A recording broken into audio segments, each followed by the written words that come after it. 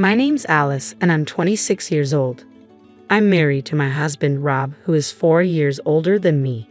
We fell in love at the office where he was my superior in the sales department. He pursued me with unwavering determination.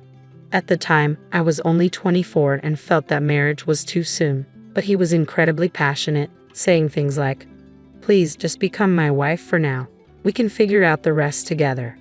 I'll make you absolutely happy. No other man in the world wants to make you happier than I do."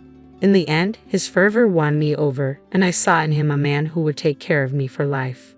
So, I decided to accept his proposal. A year after he began courting me, we got married. Now, we're celebrating our first year of marital bliss. Since it was a workplace romance, it felt a bit awkward, so I decided to change jobs. I'm considering taking a part-time job at a bakery. "That's a good idea," Rob said. "You can also take some cooking classes and enjoy a leisurely life." The truth is, his family is quite affluent. Incredibly, his father bought us an apartment when we got married. I feel a bit guilty about it. "It's okay," Rob reassured me. "Let's take advantage of what our parents can provide. All you have to do is be a good daughter-in-law." Okay, I guess. I've done my best to be a good daughter-in-law, like visiting my in-laws with gifts. "We're just happy that a beautiful girl like Alice has become our daughter-in-law," they said. "That's right," Rob's mother added. "He's a bit of a handful, isn't he? Please take good care of him." "Sure," I replied. They are very kind-hearted in-laws. Of course, my parents are also pleased with this marriage. They warmly welcomed Rob, who is well-educated and on a fast track in his career. "When are you planning on having children?" my mother asked. "It's easier if you start raising them early." "Well, we're thinking about it. It's better to have them sooner rather than later. Raising kids requires a lot of energy." "Well, it's not like I want to go out and party anymore. I guess I'll try to be a good mom." It's nice to be able to talk so candidly with my own mother. I started thinking that it might be better to have children sooner rather than later. In this way, everyone in our family was blessing our marriage, except one person. My older sister, Susan, is not happy about our marriage. She's 6 years older than me, at 32. She has been a white-collar worker for 14 years since graduating high school but has never had a boyfriend. She has always seen me as her adversary since we were little, and it was always a bit scary. I have memories of my sister bullying me ever since I was a toddler. Even as I grew up and became aware of her animosity, her bullying was insidious. She would tear up my notebooks and hide my pencil case, petty pranks that really irked me. The worst was when she'd take the diary I kept hidden in my desk, show it to our parents, and laugh. Though I wasn't writing anything strange, it was still very discomforting. It seemed she didn't like that our parents were fond of me. There was another deciding factor: our looks. To put it modestly, I was born with a well-arranged face that took the best features from both my parents. My sister, on the other hand, didn't look anything like me. She had a plain face, curly hair, and impure skin. It seemed she had a complex about her looks, but I was at a loss about what to do with her antagonistic feelings toward me. Even though I was cute, I wasn't at the level of a model or an actress, just an ordinary level of attractiveness. I always thought that instead of being jealous and mean to me, she should have been trying to make herself prettier. However, she seemed to be feeling her complex deep inside. After graduating from high school, she started working right away and saved up money. Just before turning 20, she underwent plastic surgery. At the time, I was only 14, and I was shocked to see my sister come home with a blue bruise on her face. I thought she had been violently assaulted, but apparently she had undergone plastic surgery on her eyes, nose, lips, and entire facial contour all at once. After a while, when the swelling and bruises subsided, my sister looked like a different person. She still had the look of someone who had plastic surgery, but she was prettier than before. Above all, I thought it was okay as long as she was satisfied. At that time, I believed that since her face had become beautiful, her heart should also become a little more beautiful. Even though we were not very close as sisters, I hoped this change would improve our relationship. When I announced that I was getting married, my sister made a sarcastic remark. "Huh, you're already getting married. Aren't you a fool for selling yourself short?" Once again, I realized that we would never get along. After my wedding, it seemed she had undergone more plastic surgery. Her skin was unnaturally shiny, and her eyes appeared even more double-lidded. Only she knew whether she felt improved or not. Despite our strained relationship, my sister started visiting my house frequently, sometimes even staying over. Sis, what's up? What's wrong? Because you got married first, Mom has been nagging me about finding a partner. I'm just waiting for the right one. I see. So, it's uncomfortable at home because of me, and now you want to stay here. She even brought her personal belongings with her. It was too forceful and annoying, but I couldn't just kick her out. I assumed she wouldn't visit often since she didn't like me much, but she started coming over at least once a week, sometimes even 2 or 3 times a week. It was becoming a real nuisance. We began having strange living patterns, like having dinner with my husband and her, and drinking together when she brought alcohol at night. I wasn't having much fun, and her presence creeped me out. But for some reason, my husband Rob didn't seem to mind and always welcomed her. I finally asked him, "Hey, aren't you bothered when my sister comes over?" "Nah, not at all. She's a great gal, always bringing little gifts and stuff. The other day when she stayed over, we even went to the train station together. She's really something, isn't she? And boy, she's quite the looker from the side." Side profile. She's had work done, you know. She never brings me any gifts. So many things didn't add up, but seeing him so chummy with her, I couldn't say a word. I tried giving off the please don't come over anymore vibe, but my sister didn't catch on. Days went on like this until one day, my husband dropped a bombshell. "Listen, I'm sorry.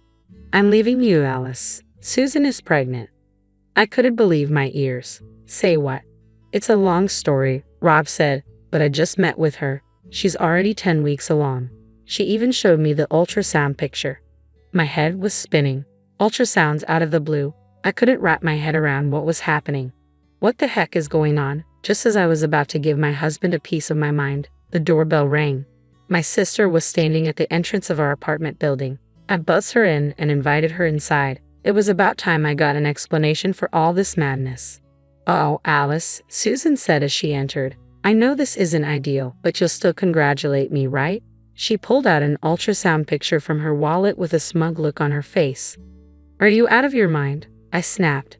"Out of my mind or not, you should face reality. Rob is the father. We've been in love, you see." My husband looked uncomfortable, but his affections were clearly now with my sister. "I'm sorry, Alice, but you're still young. You can start over. Now that things are this way with Susan, I gotta step up to the plate and make her happy. No man alive wants to make her happier than I do," he said, echoing the same line he used when he proposed to me. It seemed he was completely drunk on himself and his forbidden affair, blinded by my sister's pregnancy. Stupid man, I screamed inside my head. My sister was still wearing that smug look on her face. She walked into the room and stood next to my husband like she owned the place. "Rob, let's get on with it," she said. "You know your sister will do the right thing and step aside for her big sis." So many emotions were welling up inside me. My sister had always been the sneaky kind, doing all sorts of nasty things behind my back. This, however, was the ultimate betrayal. When she heard I was getting married, she laughed it off. And now, to add insult to injury, she's taken my husband. At that moment, my feelings for my despicable sister and the man standing next to her turned ice cold. But I thought to myself, I'm not going to let them have their way. There's no way I'm getting divorced. No way, no how, over my dead body. "What?" my husband exclaimed. "Why not?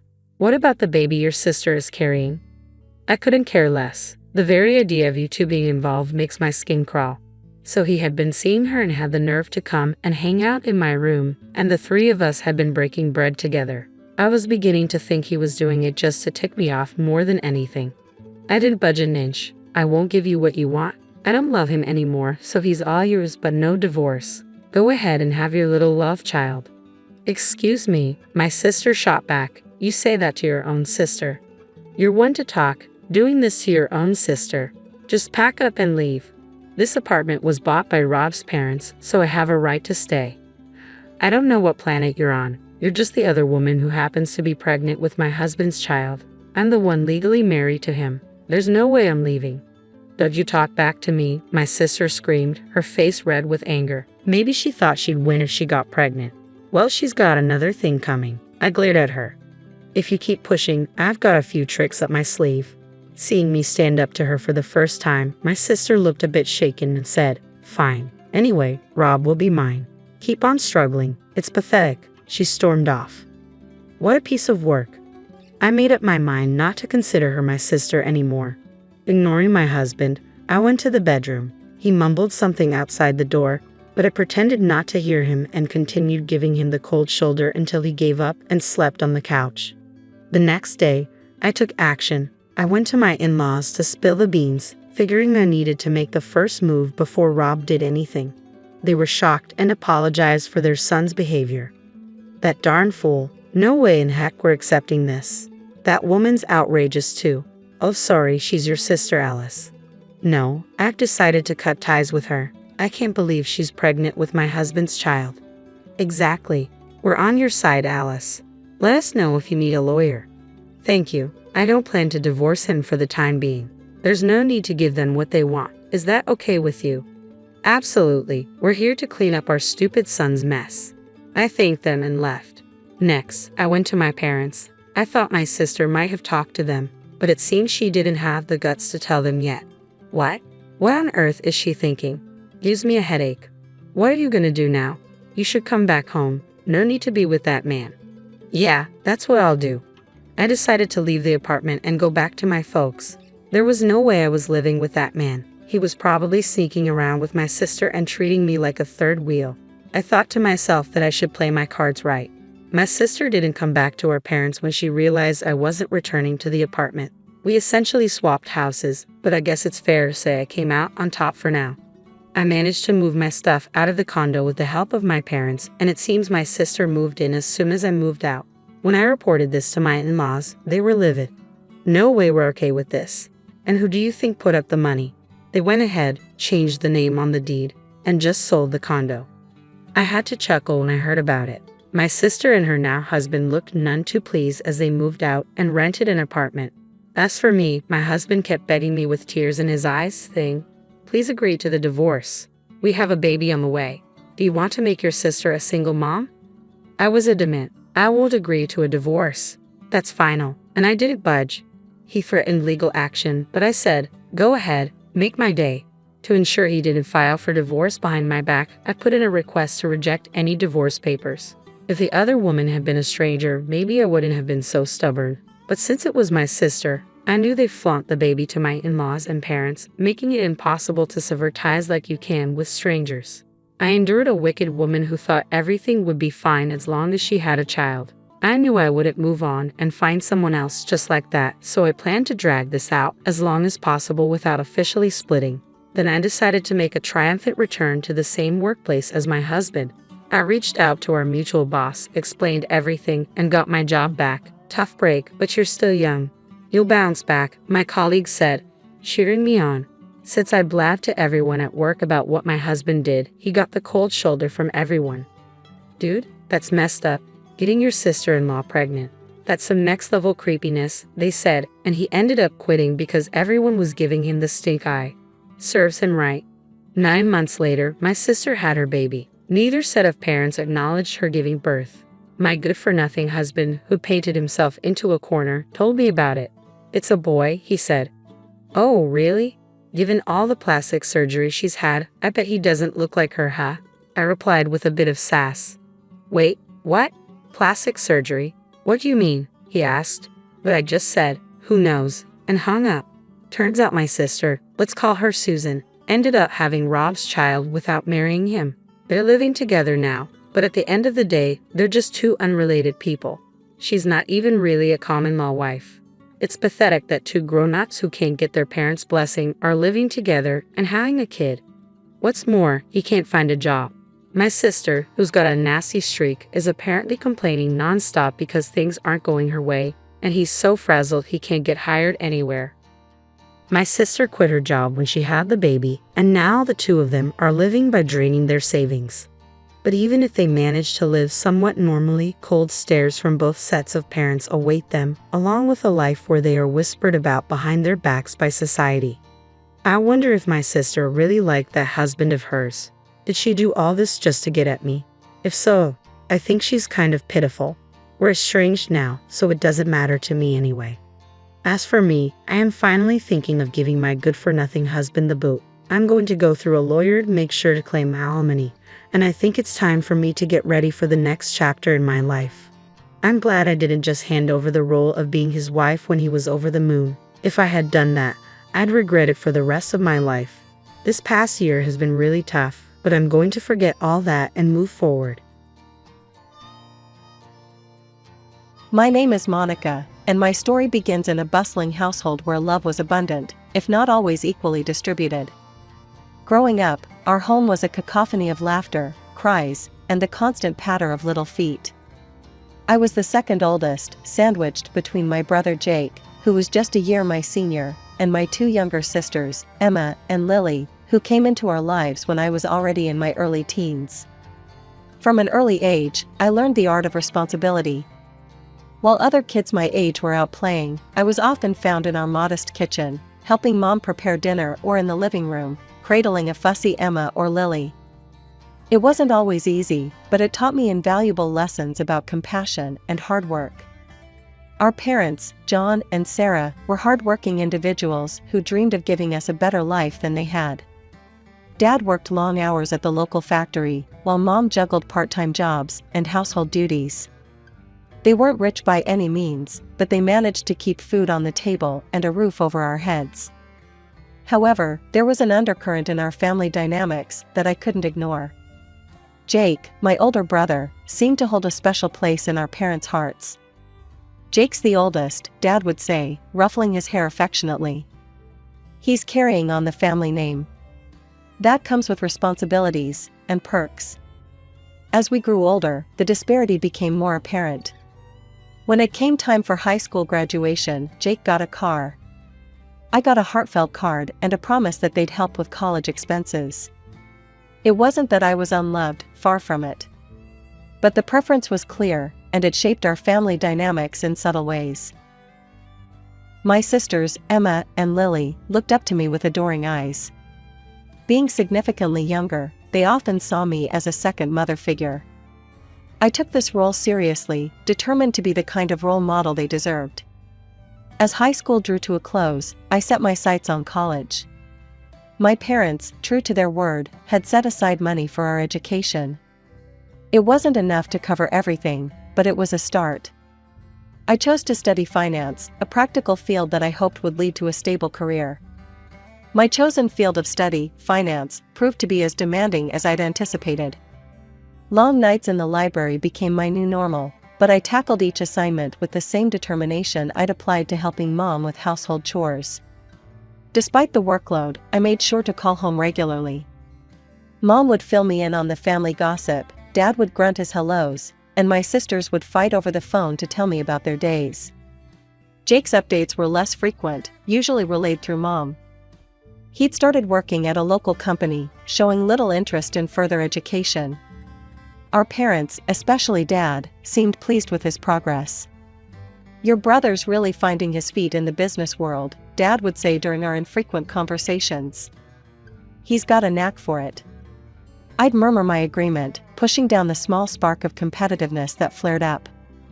This wasn't a race, I reminded myself. We each had our own paths to follow. As the years passed, I threw myself into my studies and part-time jobs, determined to make the most of the opportunity my parents had given me. Their financial support, while not covering everything, was a lifeline I was deeply grateful for. I knew the sacrifices they were making to keep me in school, and I was determined not to let them down. Graduation day arrived before I knew it. As I stood in my cap and gown, diploma in hand, I scanned the crowd for my family. There they were, Mom and Dad beaming with pride, Emma and Lily waving enthusiastically, and even Jake had made it, standing a bit apart with a half smile on his face. After the ceremony, Mom hugged me tight. "We're so proud of you, honey," she said, her eyes glistening. Dad nodded, patting my shoulder awkwardly but affectionately. "You've done well, Monica. Now it's time to make your mark in the world." As we celebrated over dinner, I shared my plans to stay in the city and start my career. A part of me had considered returning home, but the opportunities here were too good to pass up.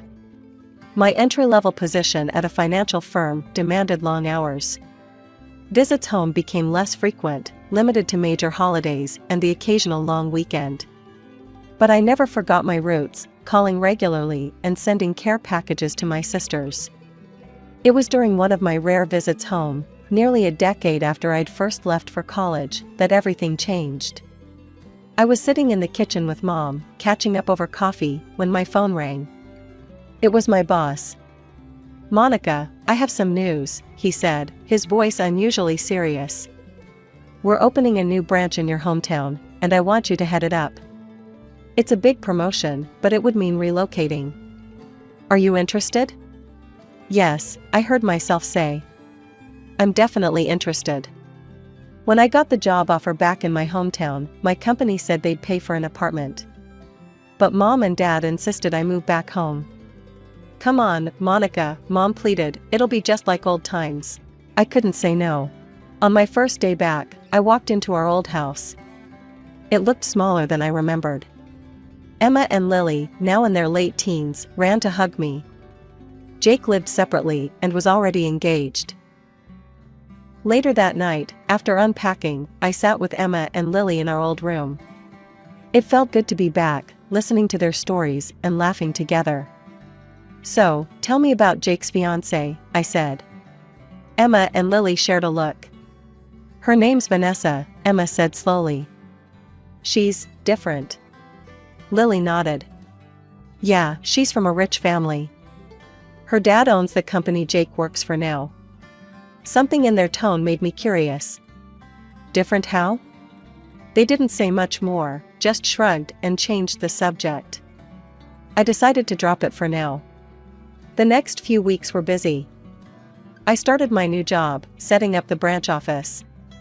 It was hard work, but I loved it. In the evenings, I'd help Emma and Lily with homework or chat with Mom while she cooked dinner. One Sunday, we were all sitting around the table when the doorbell rang. Mom jumped up to answer it. "It's Jake and Vanessa," she called out. I stood up, eager to see my brother and meet his fiancée. Jake walked in first, looking sharp in a suit. Behind him was a tall, slim woman with perfect hair and clothes that probably cost more than my monthly rent. Vanessa looked around our house like it was beneath her. "Oh, how quaint," she said, picking up one of Mom's knickknacks. I watched, confused, as Mom and Dad fussed over her. They kept asking if she needed anything, apologizing for the smallest things. Emma and Lily were quiet, eyes down. When Vanessa made a nasty comment about Lily's clothes, I'd had enough. I pulled Emma aside. "What's going on?" I whispered. "Why is everyone letting her act like this?" Emma sighed. "Jake works for her dad now. It's a big deal. Mom and Dad are scared if we upset her, Jake might lose his job." I was shocked. This wasn't the family I knew. We'd never let anyone treat us like this before. Things got worse at dinner. Vanessa started on me, making snide remarks about my job and clothes. I saw red. "Look," I snapped, "I don't know who you think you are, but in this house, we treat each other with respect. If you can't do that, maybe you should leave." The room went silent. Vanessa's face turned ugly. She stood up, grabbed her purse, and stormed out. Jake followed, looking torn. As soon as they left, Mom and Dad rounded on me. "Monica, how could you?" Mom cried. "You know how important this is for Jake." Dad looked disappointed. "You need to control your temper. This could ruin everything for your brother." I couldn't believe what I was hearing. They kept at it, begging me to apologize, to be the bigger person. Finally, just to shut them up, I agreed to try and make peace with Vanessa. The weeks flew by, and suddenly Jake's wedding was all anyone could talk about. Vanessa took charge, bossing everyone around like she was running a military operation instead of planning a party. She dragged us to endless dress fittings, insisting we buy expensive gowns that matched the venue's aesthetic.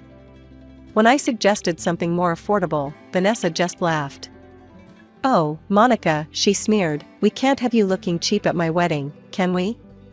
The bachelorette party was next on her list. Vanessa handed out a minute-by-minute schedule, complete with mandatory activities and outfit changes.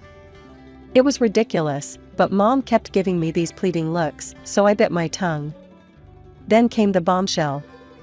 Vanessa wanted us to dance at the wedding. Not just a simple waltz, mind you. No, she was planning a full-on performance. "It'll be the highlight of the reception," she gushed. "You'll all look so cute." My stomach dropped. I'd hurt my back years ago in a car accident. Dancing wasn't really my thing anymore. But I figured, how bad could it be? Turns out, pretty bad. I showed up at the dance studio, and the choreographer started talking about splits and lifts and all sorts of crazy moves. Vanessa was there, barking orders like a drill sergeant. "Come on, ladies, put your backs into it." I pulled out my phone, thinking I'd record it to practice later. But as I watched, I realized there was no way I could do this. It was way too much. "Hold on," I said, "this is insane. We're not circus performers, Vanessa. I can't do these moves." Vanessa's face turned ugly. "What do you mean, you can't? Of course you can. Stop being difficult, Monica." I stood my ground. "No, I mean it. I have an old back injury. This kind of dancing isn't possible for me." That's when Vanessa really lost it. She started yelling, throwing around words I won't repeat. Then she hit me with this gem. "Fine. If you won't dance, you owe Jake $3,500 as a wedding gift. It's only fair, since you're ruining my special day." I was speechless. I looked at Emma and Lily, hoping they'd back me up. But they just stared at the floor, Mom's warnings clearly ringing in their ears. That was it. I'd had enough. "You know what, Vanessa? Keep your damn dance. I'm out of here." I stormed out of the studio, my hands shaking as I clutched my phone. The video of that disastrous rehearsal was still recording. As I walked home, my mind raced. What was I going to do now? How had things gotten this messed up? I burst through the front door, still fuming from the dance rehearsal fiasco. Mom and Dad were in the living room, and they could tell something was wrong. I spilled everything: the impossible dance routine, Vanessa's outrageous behavior, the $3,500 ultimatum. I expected sympathy, maybe even anger on my behalf. What I got was something else entirely. Dad's face turned red. "Monica, how could you? After everything we've talked about. This wedding is so important for Jake's future. You need to apologize to Vanessa right now and agree to do the dance." I couldn't believe what I was hearing. Apologize? For what? Having a spine injury? Standing up for myself? "Stop being so selfish," Dad shouted. "This isn't about you. It's about Jake's happiness and success." "So my happiness doesn't matter?" I shot back. "My health?" The argument escalated quickly. Voices raised, tears were shed. I stood my ground, refusing to cave to Vanessa's ridiculous demands. That's when Dad dropped the bomb. "If you can't support your brother and his fiancée, then maybe you shouldn't be here at all." The room went silent. I packed a bag that night, ignoring Mom's half-hearted attempts to smooth things over. The next day, I moved into the apartment my company had originally offered. It was small and empty, but at least it was mine. The wedding came and went. I didn't attend, couldn't bear the thought of watching my family kowtow to Vanessa's every whim. I spent that day alone in my apartment, alternating between anger and sadness. A few days later, my phone exploded with notifications. Vanessa had made a post on social media, a long, dramatic tale about how I had tried to ruin her perfect day. She painted herself as the victim, me as the jealous, spiteful sister-in-law. The comments were worse. Relatives I hadn't seen in years were suddenly experts on my character, condemning me for my selfish and cruel behavior. Even Emma and Lily liked the post, a betrayal that cut deep. The call started soon after. Aunts, uncles, cousins, all wanting to tell me how disappointed they were, how I should be ashamed of myself. Emma tried to reach out once, sent a text saying she missed me. But when I suggested meeting up, she backpedaled, said Vanessa wouldn't like it. I didn't try again after that. I threw myself into my work, hoping to finish the project quickly and leave this town behind. But things kept getting delayed, problems cropping up that required my personal attention. Each extension felt like a twist of the knife. Months passed, and I settled into a lonely routine. Work, home, sleep, repeat. I'd almost gotten used to the silence when my phone rang one night. It was Lily. "Monica?" Her voice was small, trembling. "Can we talk?" We met at a cafe across town, away from prying eyes. Lily looked terrible, dark circles under her eyes, hair a mess. She burst into tears the moment she saw me. "I'm so sorry, Monica," she sobbed. "You were right about everything." Slowly, the whole story came out. After the wedding, Vanessa had shown her true colors. She'd been ordering Emma and Lily around like servants, making them clean her house, cook meals, do laundry, all without pay. "She says it's our duty as family," Lily said bitterly. "And Jake, he just goes along with it. He sees how she treats us, and does nothing." My blood boiled. "What about Mom and Dad? Surely they don't approve?" Lily's laugh was hollow. "They think it's great. Say we're building character and cementing family bonds. It's like they're brainwashed or something." I couldn't believe what I was hearing. This was worse than I'd imagined. "I'm so sorry I didn't stand up for you before," Lily whispered. I was scared. We all were. But now, I can't take it anymore. "Please, Monica, help us." The next day, I marched over to our parents' house. Mom answered the door, her smile fading when she saw me. "Monica, what are you doing here?" I pushed past her into the living room. Dad was there, looking up from his newspaper with a frown. "We need to talk," I said.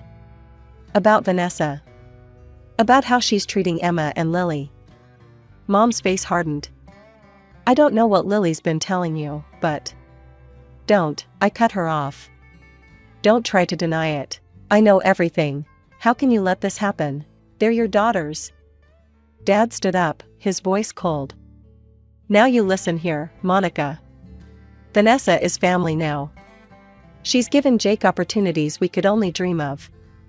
If the girls need to pitch in a little, that's a small price to pay." I couldn't believe what I was hearing. "A little? She's treating them like slaves. And you're okay with this?" "You're exaggerating," Mom said weakly. "The girls are fine. They're just..." "Just what, Mom?" "Just being abused by their sister-in-law while their parents look the other way." Dad's face turned red. "That's enough. I won't have you coming in here, stirring up trouble. Vanessa is Jake's wife. She's wealthy, connected. She can give this family a future. If you can't accept that, then maybe you're not really part of this family anymore." The words hit me like a physical blow. I stared at them, these strangers wearing my parents' faces. "So that's it?" I said quietly. "You're choosing money over your own children?" Mom wouldn't meet my eyes. Dad just glared. "Get out," he said. "And don't come back until you're ready to apologize to Vanessa and Jake." I left, my legs shaky, my heart breaking all over again. As I walked away from my childhood home, I realized a hard truth: I couldn't change their minds. They were too far gone, too seduced by the promise of wealth and status. But I couldn't abandon Emma and Lily. Somehow, some way, I had to find a way to help them. To save them from Vanessa, from our parents' willful blindness, and from the fate they seemed determined to accept. That day started like any other. I was preparing for a big meeting, reviewing notes, and straightening my jacket. Then I saw the name on the guest list: Robert Thompson, CEO of Thompson Industries. Vanessa's father. My heart raced. He wouldn't know me. I'd missed the wedding, after all. But I knew him, the man whose money had torn my family apart. The meeting began, all handshakes and forced smiles. Robert didn't give me a second glance. We discussed business, crunched numbers, argued points. Then came the coffee break. I found myself next to Robert, both of us refilling our cups. He started chatting, casual small talk that somehow turned to parenting. You know, he said, puffing up with pride, I raised my Vanessa to be humble. Never let her flaunt our wealth. She grew up modest, well-mannered. Even married a regular guy. She respects everyone, treats them like family. Something in me snapped. Without a word, I pulled out my phone and hit play on a video I'd almost forgotten about. There was Vanessa, red-faced and screaming at the dance rehearsal. You stupid scum, she shrieked on screen. Pay $3,500 or get out. I won't have you ruining my wedding. The color drained from Robert's face. He watched, horrified, as his daughter berated me, my sisters, the other bridesmaids. When it ended, silence fell. I had no idea, Robert whispered. She's always so polite around me. I thought. I believed. I steeled myself for anger, for him to storm out. Instead, he looked at me, eyes pleading. Please, he said. Tell me everything. So I did. The cruel comments, the forced labor, the way she'd turned my family against me. With each word, Robert seemed to age years. I'm so sorry, he said when I finished. I've failed as a father. Please, let me try to make this right. Before I could respond, he was on his feet. Come with me, he said. Now. We drove to Jake and Vanessa's house in silence. Robert's knuckles were white on the steering wheel. The scene inside was worse than I'd imagined. Emma was there, wearing a maid's uniform, scrubbing floors. Vanessa lounged on the couch, barking orders. Robert exploded. Vanessa, what is the meaning of this? How dare you treat people like this? Your own family. Vanessa's shock turned to anger. She pointed at Emma. I won't apologize to servants. Robert's face turned purple. That's it. You're cut off. No more money, no more house. I'm ashamed to call you my daughter. Jake tried to intervene. Sir, please. The girls don't mind helping out. It's no big deal. Robert rounded on him. And you? Letting your wife abuse your sisters? You're fired. Both of you, out of my sight. He turned to me and Emma, his voice softening. I'm so sorry. For everything. Please, let me help make this right. As we left, Vanessa's shrieks fading behind us, I felt a mix of emotions, relief, vindication, but also sadness. This was a Pyrrhic victory at best. The fallout from Robert's intervention was swift and merciless. Instead of seeing reason, my parents doubled down on their support for Jake and Vanessa. They were furious with me, blaming me for ruining Jake's cushy life. How could you do this to your own brother? Mom wailed over the phone. He had everything, and now it's all gone because of you. Dad was even worse. You've always been jealous of Jake, he spat. Well, congratulations. You've destroyed this family. Don't bother coming around anymore. You're not welcome here. Their words hurt, but I wasn't surprised. They'd made their choice long ago, and it wasn't me or my sisters they'd chosen. I threw myself into work, finishing up the project that had kept me in my hometown for so long. The day it was complete, I packed up my apartment and left without looking back. I found a new position in another city, desperate for a fresh start. Months passed. I built a new life, made new friends, tried to forget the family that had rejected me. But I couldn't stop worrying about Emma and Lily. I'd send texts, but the responses were always short, evasive. Then, one rainy night, there was a knock at my door. I opened it to find Emma and Lily, soaked to the bone, suitcases in hand. Monica, Emma said, her voice breaking. We need your help. Over cups of hot tea, they told me everything. Jake and Vanessa, broke and jobless, had moved back in with our parents. But instead of humbling them, it had made Vanessa even more tyrannical. She treats the house like her personal kingdom, Lily explained. And us? We're just her servants. Mom and Dad don't do anything, Emma added. They're so afraid of Jake leaving that they let Vanessa do whatever she wants. My heart broke for them. Why didn't you tell me sooner?" They exchanged guilty looks. "We were ashamed," Lily admitted. "And scared. Vanessa threatened to make things even worse if we reached out to you. But we couldn't take it anymore," Emma said. "Please, Monica. Can we stay with you? Just until we find jobs and our own place?" I didn't hesitate. "Of course you can. Stay as long as you need." It wasn't easy at first. My apartment was small, and we were all adjusting to living together as adults. But slowly, we found our rhythm. I helped them polish their resumes, practiced interview techniques with them. We stayed up late, talking through years of pain and misunderstandings. Weeks turned into months. Emma found a job at a local bookstore, while Lily started taking classes at a nearby community college. They insisted on contributing to rent and groceries, even though I told them it wasn't necessary. One night, as we sat around the dinner table, laughing over some silly story, I realized something. Our parents might never come around. Jake and Vanessa might never change. But that was okay. We had each other, and that was enough. As I looked at my sisters, strong, resilient, finally free to be themselves, I knew we'd be all right. Whatever came next, we'd face it together. As a real family should. My name's Miranda, and this is my story. My parents, Jack and Linda Thompson, had it all: successful careers, a beautiful house in the suburbs, and a plan. A plan that involved having a son, their precious heir. Instead, they got me. I remember the day I realized I wasn't the child they'd hoped for. I was 5, playing with my dolls in the living room when I overheard my mom on the phone. "Yes, it's true. We're having a boy." Her voice was filled with an excitement I'd never heard before. "Oh, you have no idea how long we've waited for this. Finally, a son." Those words cut deep. I didn't fully understand then, but I felt it, the sting of being second best, unwanted. Things changed quickly after that. Mom's belly grew bigger, and so did the distance between us.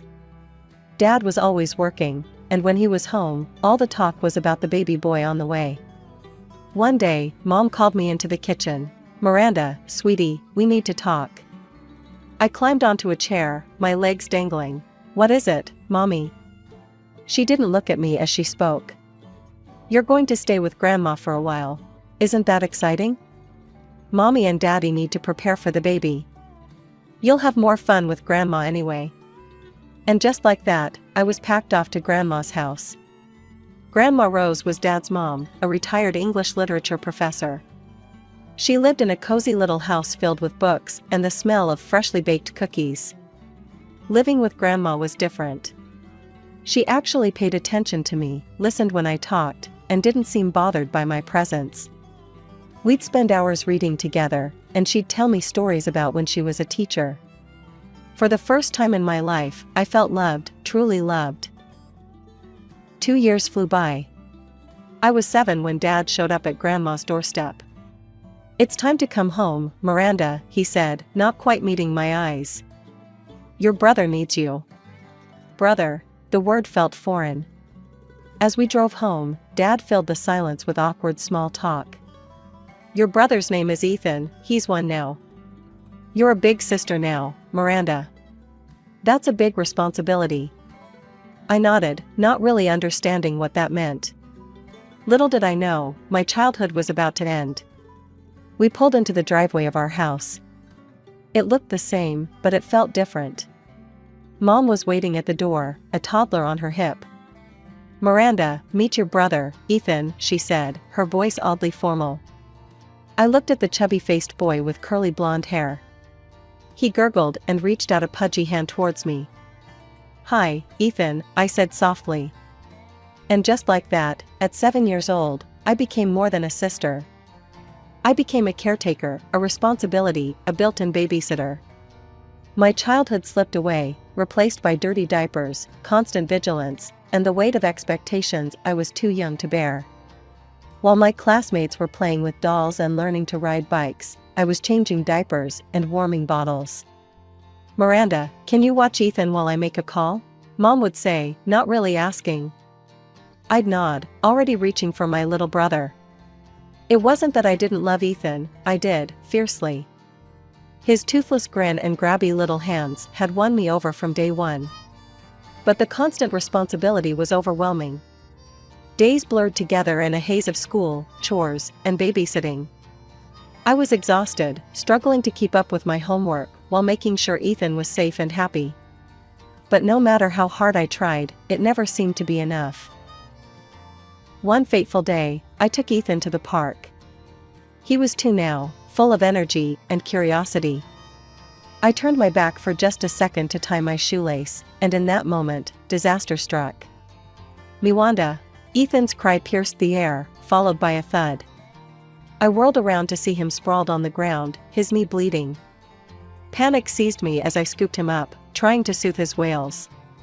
When we got home, Mom exploded. "How could you be so careless?" she shouted, cradling Ethan. "You're supposed to watch him." "I'm sorry, I just..." "No excuses," Dad chimed in, his face red with anger. "Go to your room. We'll discuss your punishment later." I fled upstairs, tears streaming down my face. It wasn't fair. I was doing my best, but I was just a kid myself. The incidents piled up. Ethan burning his tongue on hot porridge because I didn't blow on it enough. A bump on his head from a fall I couldn't prevent. Each time, the punishments got harsher, the disappointment in my parents' eyes more evident. Through it all, Grandma Rose was my lifeline. She'd visit when she could, her presence a balm to my battered spirit. During one visit, I overheard her confronting my parents in the kitchen. "This is unacceptable," Grandma's usually gentle voice was sharp. "Miranda is a child, not a nanny. Your favoritism towards Ethan is hurting her." "Mother, please," Dad sighed. "These are our children. We know what's best for them." "Do you?" Grandma challenged. "Because from where I'm standing, you're neglecting one child in favor of the other." "That's enough," Mom cut in. "We appreciate your concern, but this is our family. We'll raise our children as we see fit." I threw myself into my studies. School became my sanctuary, a place where I could shine on my own merits. And shine I did, my grades a silent rebellion against the notion that I wasn't good enough. The years flew by, and before I knew it, I was standing at a crossroads.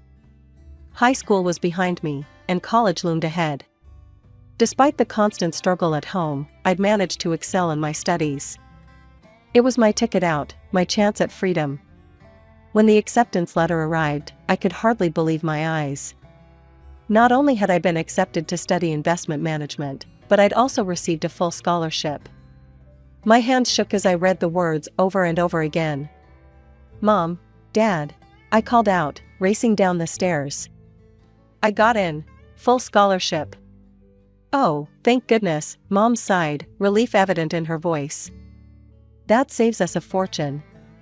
We need to start saving for Ethan's college fund." My heart sank. Of course. It wasn't about my achievement. It was about the money they wouldn't have to spend on me. The first few months were a whirlwind of classes, new friends, and the exhilarating taste of freedom. The money from my parents, combined with the small amounts Grandma Rose secretly sent, was just enough to scrape by. I was careful with every penny, knowing how precious this lifeline was. But 6 months into my college journey, everything changed again. My phone rang one evening as I was studying for a finance exam. "Miranda," Mom's voice came through, curt and businesslike. "We won't be sending you any more money. Ethan needs tutors if he's going to have any chance at college. We need to focus our resources on him now." I felt the familiar sting of rejection, of being cast aside. "But Mom, I can barely..." "You're an adult now, Miranda," she cut me off. "You need to solve your own problems. We can't keep supporting you forever." The next few weeks were a blur of stress and sleepless nights. I scoured job boards, applied to every position I could find. Finally, I landed a part-time gig at a nearby cafe. The hours were long, the pay was meager, but it was something. Balancing work and studies was brutal. I'd rush from classes to shifts, then stay up late into the night studying. Dark circles became a permanent fixture under my eyes, and my grades started to slip. One particularly rough day, I called Grandma Rose, desperate for a friendly voice. "Miranda, sweetheart, you sound exhausted," she said, concern evident in her voice. The dam broke. Through tears, I told her everything: the cut-off allowance, the grueling work hours, the struggle to keep up with my studies. "Those absolute," Grandma cut herself off, taking a deep breath. "Listen to me, Miranda, you focus on your studies. I'm increasing your monthly allowance. And don't you dare argue with me about it." "But Grandma." "No buts," she said firmly. "You deserve this education, and you shouldn't have to kill yourself working to get it. Your parents, well, let's just say, I'll be having words with them." True to her word, Grandma's support allowed me to cut back my work hours.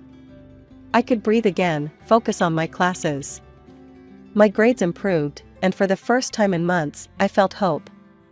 The years at college flew by in a blur of textbooks, exams, and late-night study sessions. Before I knew it, I was standing on the stage, diploma in hand, magna cum laude gleaming on the certificate. As I scanned the audience, I spotted Grandma Rose, beaming with pride. My parents and Ethan were noticeably absent. With my degree in hand, doors opened. I landed a job at Stonebridge Investments, a prestigious firm in the city. The salary was more money than I'd ever seen, and for the first time in my life, I felt truly independent. To save money, I moved in with Sarah, a co-worker who became a fast friend. Our tiny apartment was a far cry from the dorms, but it was ours, and it felt like freedom. When my first paycheck arrived, I knew exactly what I wanted to do with it. I scoured every second-hand bookstore in the city until I found it, a rare first edition of Grandma's favorite author. The following weekend, I took a train to my hometown, gift in hand. Grandma's face lit up when she saw me at her door. "Miranda, what a wonderful surprise." I presented her with the wrapped book, watching as tears welled in her eyes when she opened it. "Oh, my dear girl," she whispered, hugging me tight.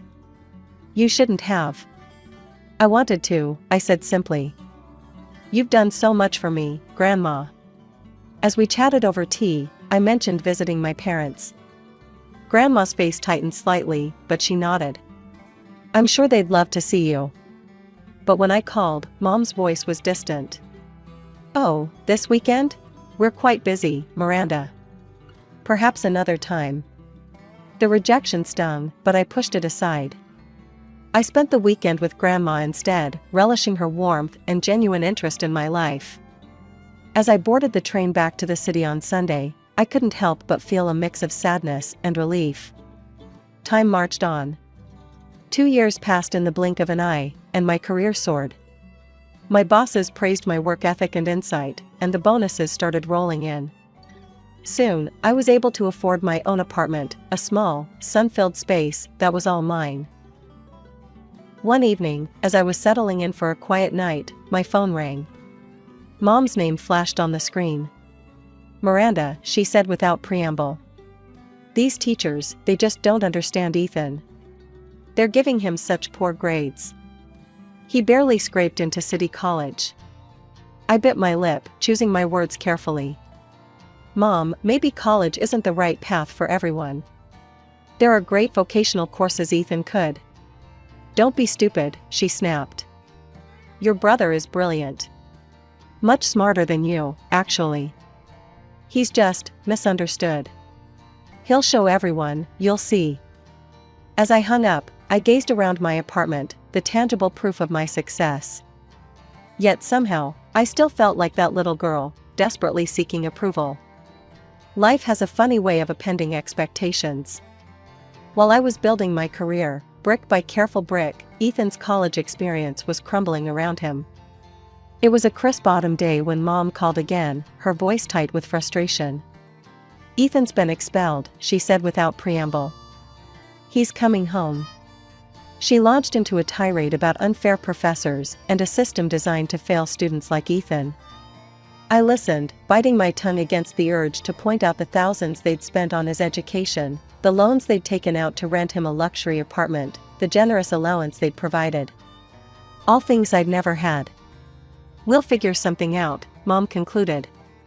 "Ethan just needs time to find his path."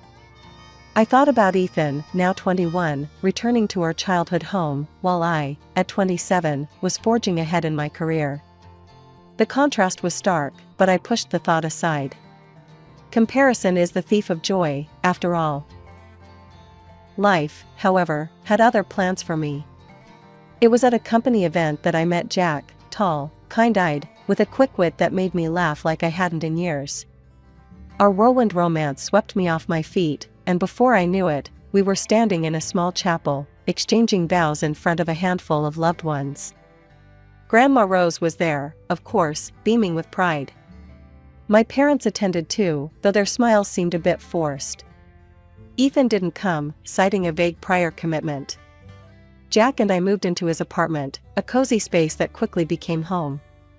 His parents, Tom and Ellen, welcomed me with open arms, their warmth a balm to my soul. A year into our marriage, I found out I was pregnant. The joy that filled me was indescribable. When we announced it to our families, Jack's parents were ecstatic. My parents' reaction was more subdued. "Do you know what it is yet?" Mom asked immediately. I shook my head. "It's too early to tell." As the months passed, their interest in the baby's gender became almost obsessive. When we finally revealed it was a boy, their relief was palpable. "A grandson," Dad exclaimed. "That's wonderful news, Miranda." I tried not to read too much into their reaction, focusing instead on preparing for our son's arrival.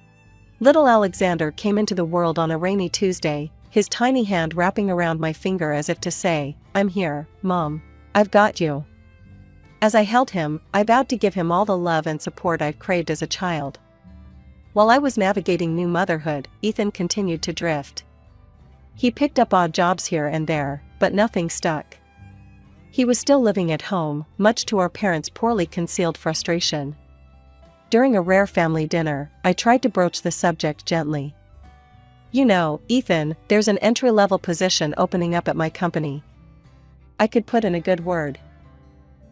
"Miranda," Mom cut me off sharply. "Your brother doesn't need your charity. He's just taking his time to find the right opportunity." Dad nodded in agreement. "You were lucky, Miranda. Things just fell into place for you. Not everyone has it so easy." I blinked, stunned. Lucky?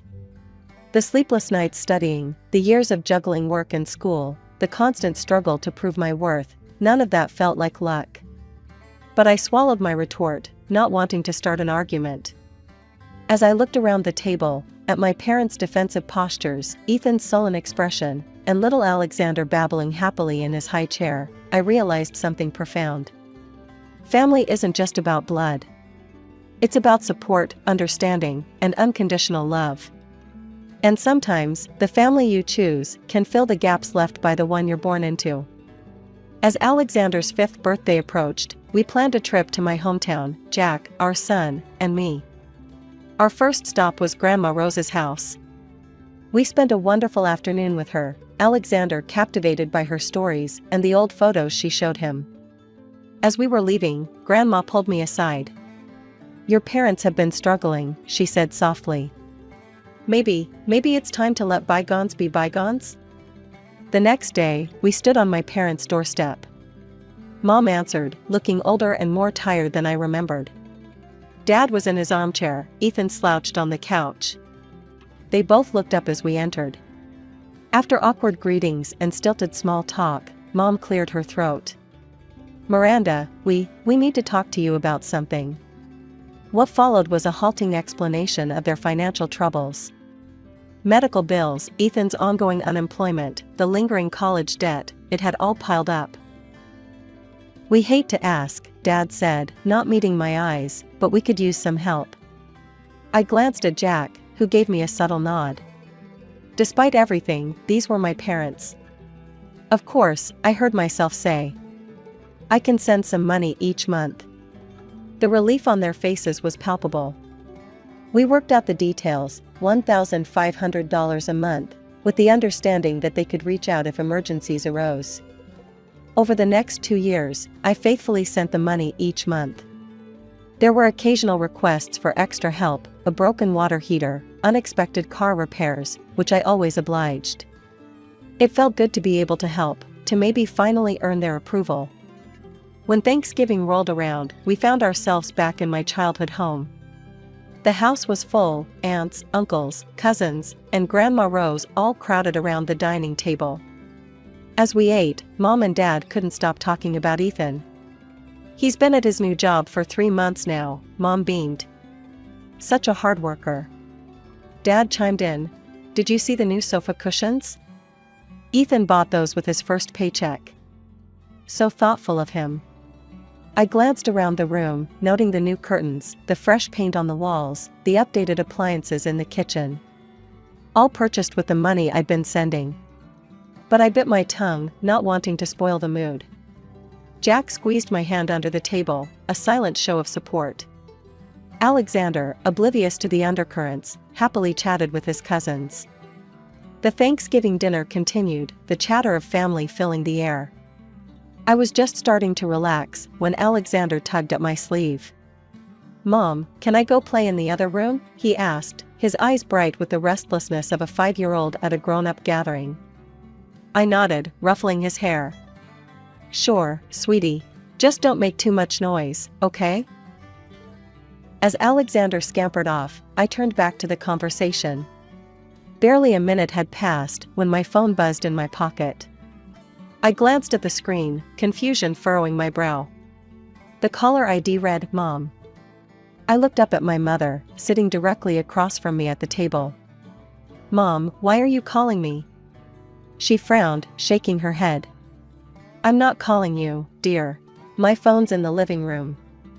Just then, Alexander reappeared in the doorway, my mother's phone clutched in his small hands. The room fell quiet as all eyes turned to him. "Mommy," he said, his voice ringing in the sudden silence. "I found Grandma's phone and I wanted to see who she talks to. I saw a funny name, Cash Cow, and clicked on it to see who it would call." "Why did it call you, Mommy?" "What's a cash cow?" The words hit me like a physical blow. Cash cow. Is that all I was to them? I looked around the table. My relatives sat frozen, forks halfway to their mouths. Grandma Rose's face was a mask of shock and anger. And my parents, they had gone deathly pale. The silence stretched, thick and suffocating, until something inside me snapped. I stood up, my chair scraping loudly against the floor. "Cash cow," I repeated, my voice trembling. "Is that what I am to you?" My mother opened her mouth, but no words came out. My father couldn't even meet my eyes. "Let me tell you all something," I continued, addressing the whole table. "For the past 2 years, I've been sending my parents $1,500 every month. When they've asked for extra, I've sent that too. All those new things you've been admiring? The curtains, the appliances, the fresh paint? That was all bought with my money." I could feel tears pricking at my eyes, but I blinked them back. I did this despite years of being treated like I was second best. Despite being sent away as a child, despite having to work my way through college while Ethan got everything handed to him. I did it because I thought maybe, finally, you'd see me. You'd be proud of me. My voice cracked on the last words. But instead, I'm just your cash cow. A resource to be milked dry.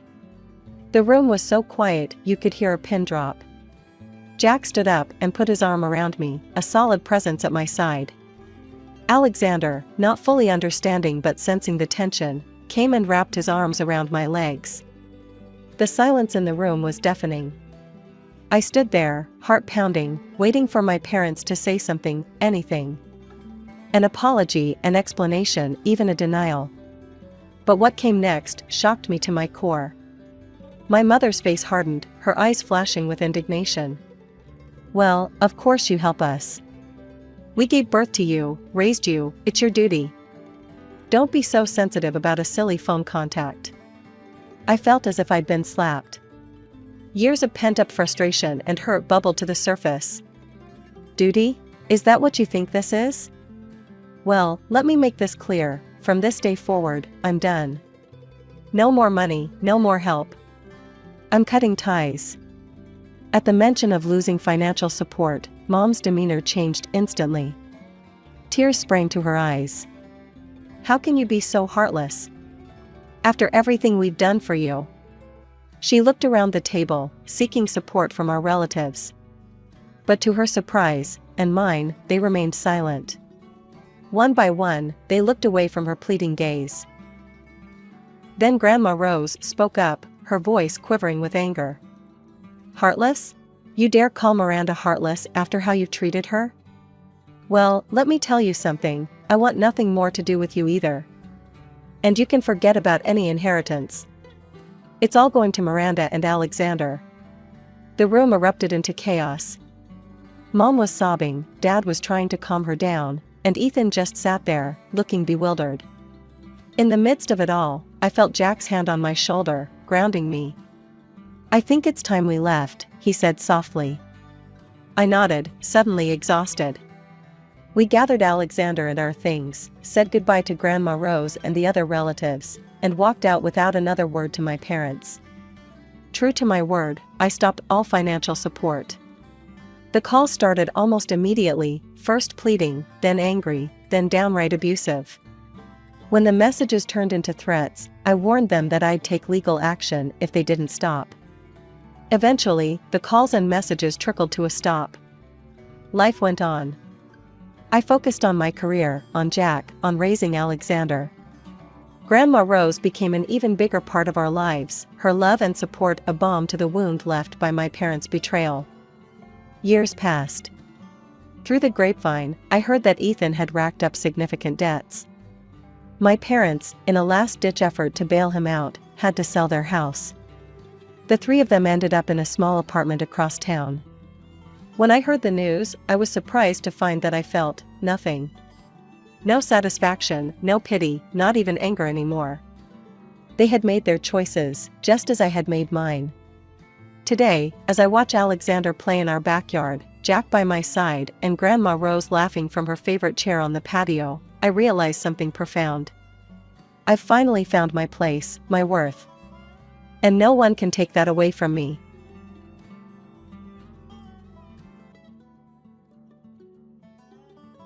My name's Regina, and I became a single mom when my daughter, Mia, was just 10.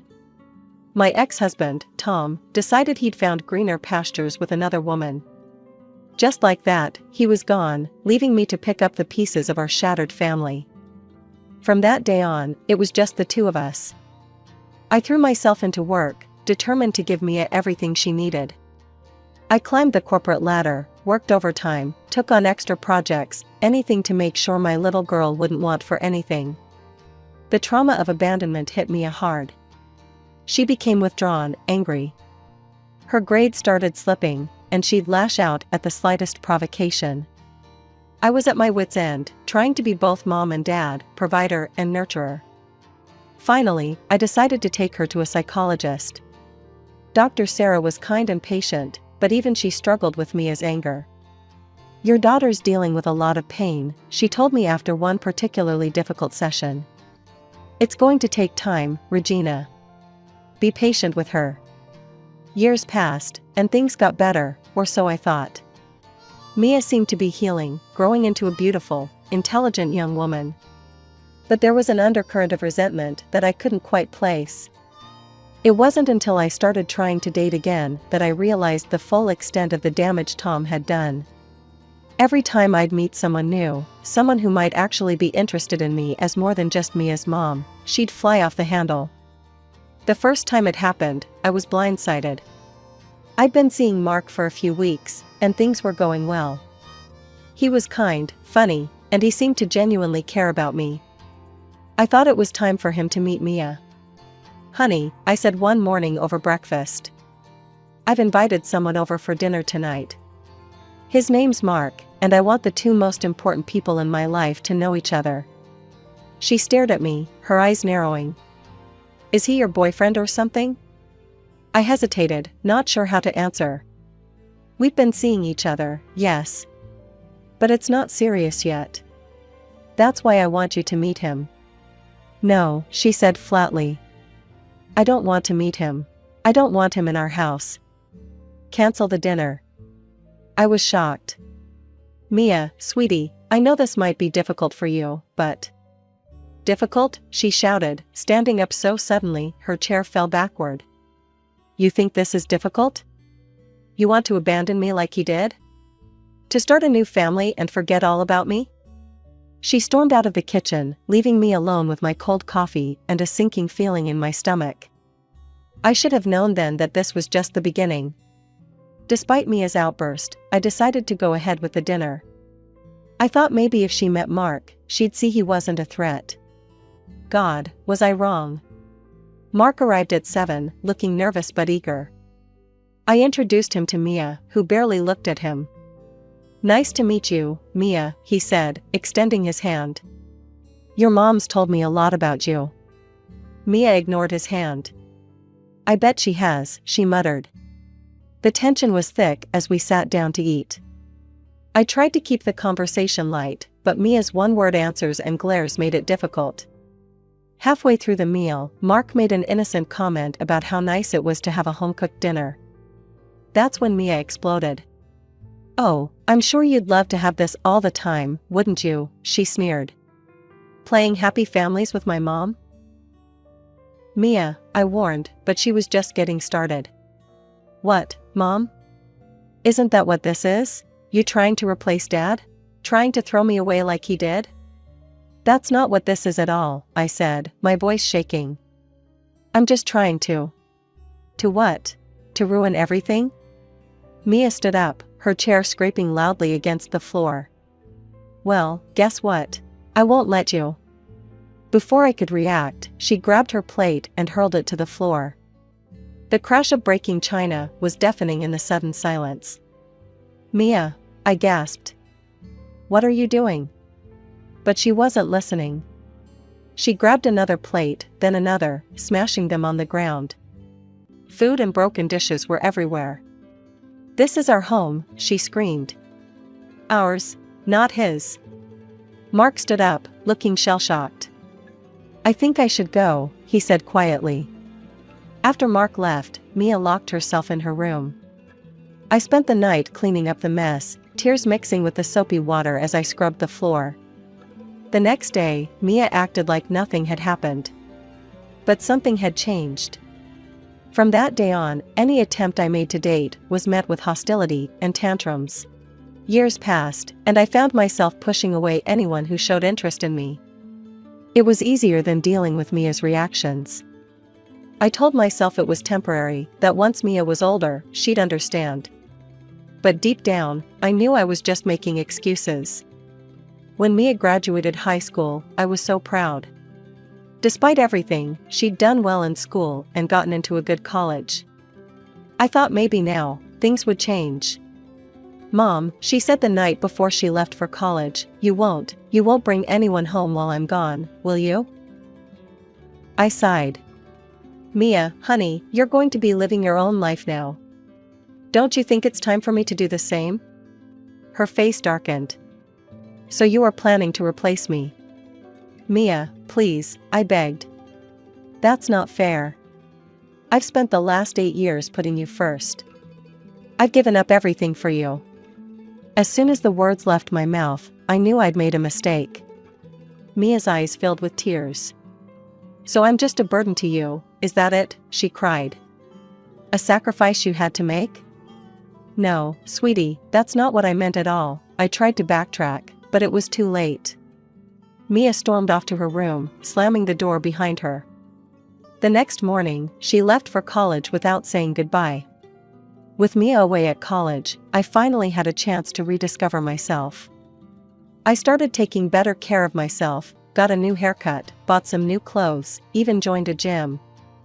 I reconnected with old friends, started going out more. And then I met David. He was kind, funny, and understood my situation with Mia. We started dating, and for a while, everything was perfect. But Mia, even from college, still tried to control my life. Every call, every visit home, she'd grill me about my social life. "Mom, you haven't let anyone into our house, have you?" she'd demand. I tried to reason with her. "Honey, you're living your own life now. Don't you think it's time I did the same?" But she'd get angry, threaten to drop out of college, say she couldn't focus on her studies, knowing I was replacing her. Once, after finding out about David, she called me in tears. "How could you do this to me? My grades are suffering because I'm so upset about you dating." It was exhausting, constantly walking on eggshells, trying to balance my happiness with Mia's demands. But I kept hoping things would get better once she graduated and started her own life. 4 years passed in this push and pull. Then, out of the blue, Mia called. "Mom, I'm coming home. And I'm bringing someone with me." My heart leapt. Maybe she'd finally found someone and understood why I'd wanted to date. Maybe now, things would change. When they arrived, I was shocked. Mia introduced the man beside her not as her boyfriend, but as her husband. "This is Jake," she said, a challenging look in her eyes. "We got married last week in Vegas." I couldn't believe it. My daughter was married, and I hadn't even known she was dating someone.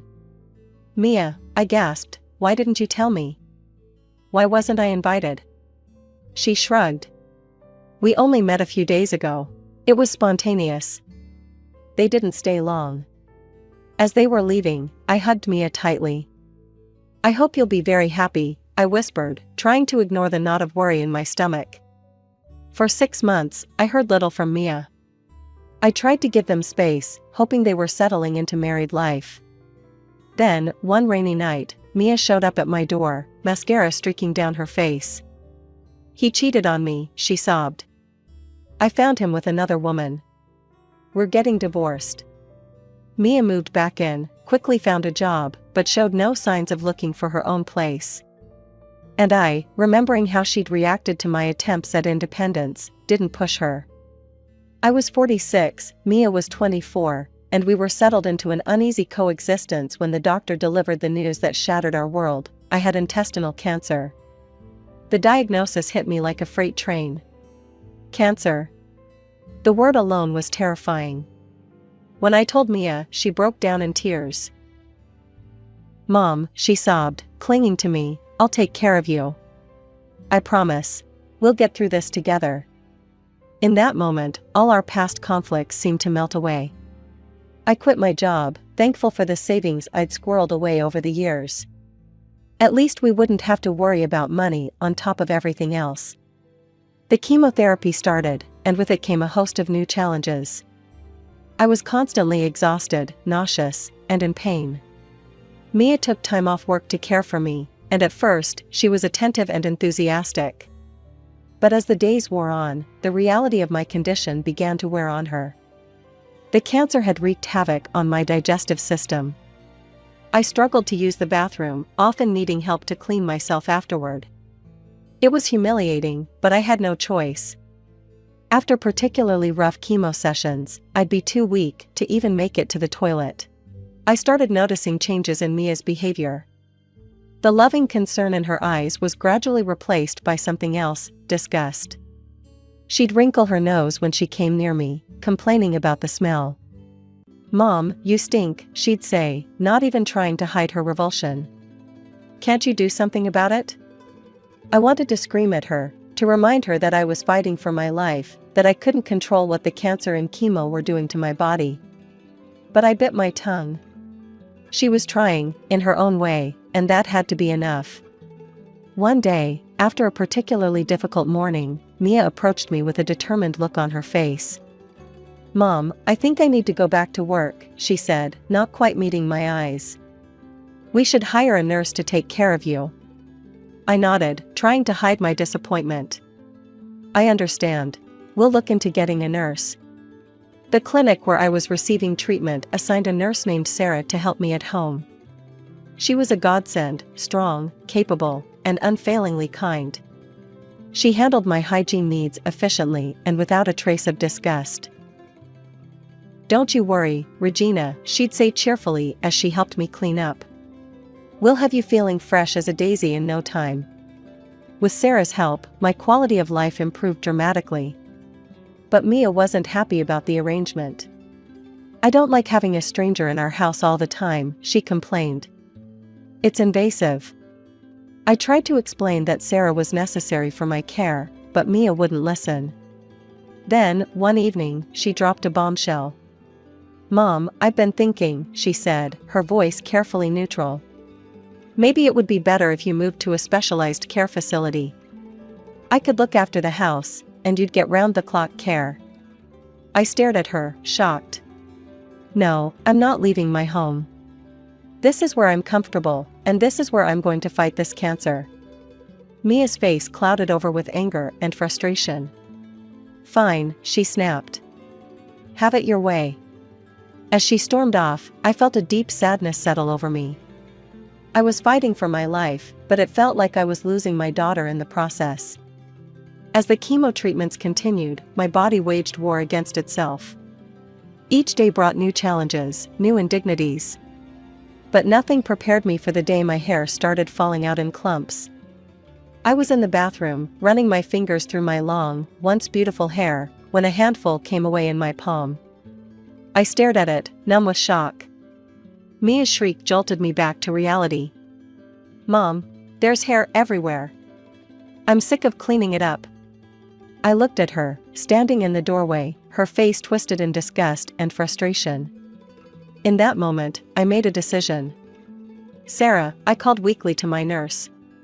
Could you please cut my hair? As Sarah carefully sheared away my locks, I caught sight of Mia in the mirror. Instead of offering support or comfort, she was laughing. You look like an alien, she snickered. Maybe you should get a wig. Her words cut deeper than any surgeon's scalpel. That night, after Sarah had gone home and Mia had retreated to her room, I cried silently into my pillow. Where had I gone wrong? How had my sweet little girl turned into this cruel stranger? Weeks passed, and I continued my battle against cancer. Every day was a struggle, but I was determined to fight.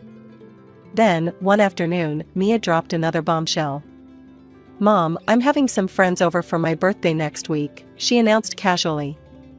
I blinked in surprise. Here? Honey, I don't think that's a good idea. The noise. I need rest. Mia's face hardened. If you don't like it, you can go somewhere else for the night. Actually, that might be better. I won't have to be embarrassed by you in front of my friends or deal with the smell. Her words hit me like a physical blow. I'd been bedridden for days, barely able to move. But in that moment, fury gave me strength. I pushed myself up, fixing her with a glare that would have made my own mother proud. This is my house, I said, my voice low and dangerous. If you don't like living here with me, you're welcome to leave. Mia's eyes widened in shock, then narrowed in anger. You're so selfish, she screamed. All you think about is yourself. You know what? It would be better for everyone if you just died already. Then you'd stop being such an inconvenience to everyone around you. The room fell silent. I stared at my daughter, unable to believe the words that had just come out of her mouth. In her eyes, I saw no trace of the little girl I'd raised, no hint of love or compassion. Just cold, hard anger. Get out, I shouted, surprising even myself with the force in my voice. Pack your things and get out of my house, now. For a moment, Mia just stood there, shocked. Then, with a scream of frustration, she stormed off to her room. I could hear her throwing things into bags, slamming drawers. Minutes later, she stormed past me, bags in hand. I hate you, she spat as she reached the door. I wish Dad had taken me with him when he left. And then she was gone, the front door slamming behind her. She didn't even bother to close it properly. The open door mocked me, a glaring reminder of Mia's dramatic exit. I sat there, staring at it, feeling utterly drained. Finally, I reached for my phone with shaking hands and dialed my friend, Linda. Linda, I croaked when she answered. I need help. Can you come over? Linda arrived in record time, concern etched on her face. She closed the door, then rushed to my side. "Regina, what happened?" The whole story poured out of me, Mia's cruelty, her harsh words, her abrupt departure. Linda listened, her face a mix of shock and anger. "Oh, Regina," she sighed when I finished. "You need to forget about that ungrateful girl and focus on yourself. You're fighting cancer, for God's sake." We talked for hours, tears flowing freely between us. As the sun began to set, casting long shadows across the living room, I came to a painful realization. "It's my fault," I whispered. "I raised her to be this way. I always put her needs first, ignored my own. I thought I was being a good mother, but I was just teaching her to be selfish. From now on, I'm going to be selfish. I'm going to think about myself for once." True to my word, I threw myself into my treatment with renewed vigor. Sarah, my nurse, was a godsend, helping me through the worst days with gentle care and unwavering support. 2 more rounds of chemotherapy followed. They were brutal, leaving me weak and nauseous, but I refused to give up. All the while, my phone remained silent. No calls, no texts from Mia. I tried to tell myself it was for the best, that I needed to focus on my health, but the silence hurt more than I cared to admit. Months passed. Then, during a routine checkup, my doctor smiled at me, really smiled, for the first time since my diagnosis. "The cancer's receding, Regina," he said. "You're not out of the woods yet, but this is very, very good news." I left the hospital that day feeling lighter than I had in months. The world seemed brighter somehow, full of possibilities I'd thought were lost to me forever. I was thin, almost gaunt, after months of illness. My clothes hung off me like sacks. But for the first time in a long time, I felt like myself again. I started taking short walks in the park near my house, feeling the sun on my face, the breeze in what remained of my hair. One afternoon, I stood in front of my closet, realizing none of my old clothes fit me anymore. Instead of feeling sad, I felt liberated. It was time for a change, inside and out. I spent a day sorting through my wardrobe, making piles to donate to a local homeless shelter. As I packed up bags of my old life, I felt like I was shedding more than just clothes. I was letting go of the old Regina, the one who'd let herself be walked all over, who'd put everyone else's needs before her own. Looking around my big, empty house, I realized it no longer fit the person I'd become. It was time for a change. With my savings providing a comfortable cushion, I made a bold decision: I wouldn't return to work. Instead, I'd downsize and focus on living. I contacted a realtor and put my house on the market. It sold quickly, and I found a small, cozy apartment that felt like it was made for me. It was perfect for one person, bright, manageable, and full of potential for a fresh start. I invested the remaining money from the house sale, feeling financially secure for the first time in years. Life was good, peaceful. I spent my days exploring my new neighborhood, trying new hobbies, and simply enjoying the act of being alive. Then, 3 months after I'd settled into my new life, I received an unexpected call. It was the realtor who'd handled the sale of my old house. "Mrs. Walker," he said, sounding uncomfortable, "the new owners of your old house are having some issues. They've asked for your contact information. Is it all right if I give them your number?" Curious and a little concerned, I agreed. Shortly after, my phone rang again. This time, it was the new owner, a Mr. Thompson. "Mrs. Walker," he began, his voice tense, "I'm sorry to bother you, but something strange happened today. A young woman tried to break into our house. She tried to use a key at first, then started trying to force the door open. When I confronted her, she became hysterical, screaming that this was her house, that she should inherit it after her mother's death." The blood drained from my face. Mia. It had to be Mia. She thought I was dead and had come to claim her inheritance. "I'm so sorry, Mr. Thompson," I said, my voice shaking. I think that might have been my daughter. We'd been estranged. She must have assumed." "Your daughter?" He sounded shocked. "But she said you were dead." "I'd been very ill, We haven't spoken in months, I explained, not wanting to go into details. Mr. Thompson, could I ask a favor? If she comes back, would you call me? He agreed, and we ended the call. Part of me wanted to ignore it, to continue with my new, peaceful life. But I knew I couldn't. This confrontation had been coming for a long time.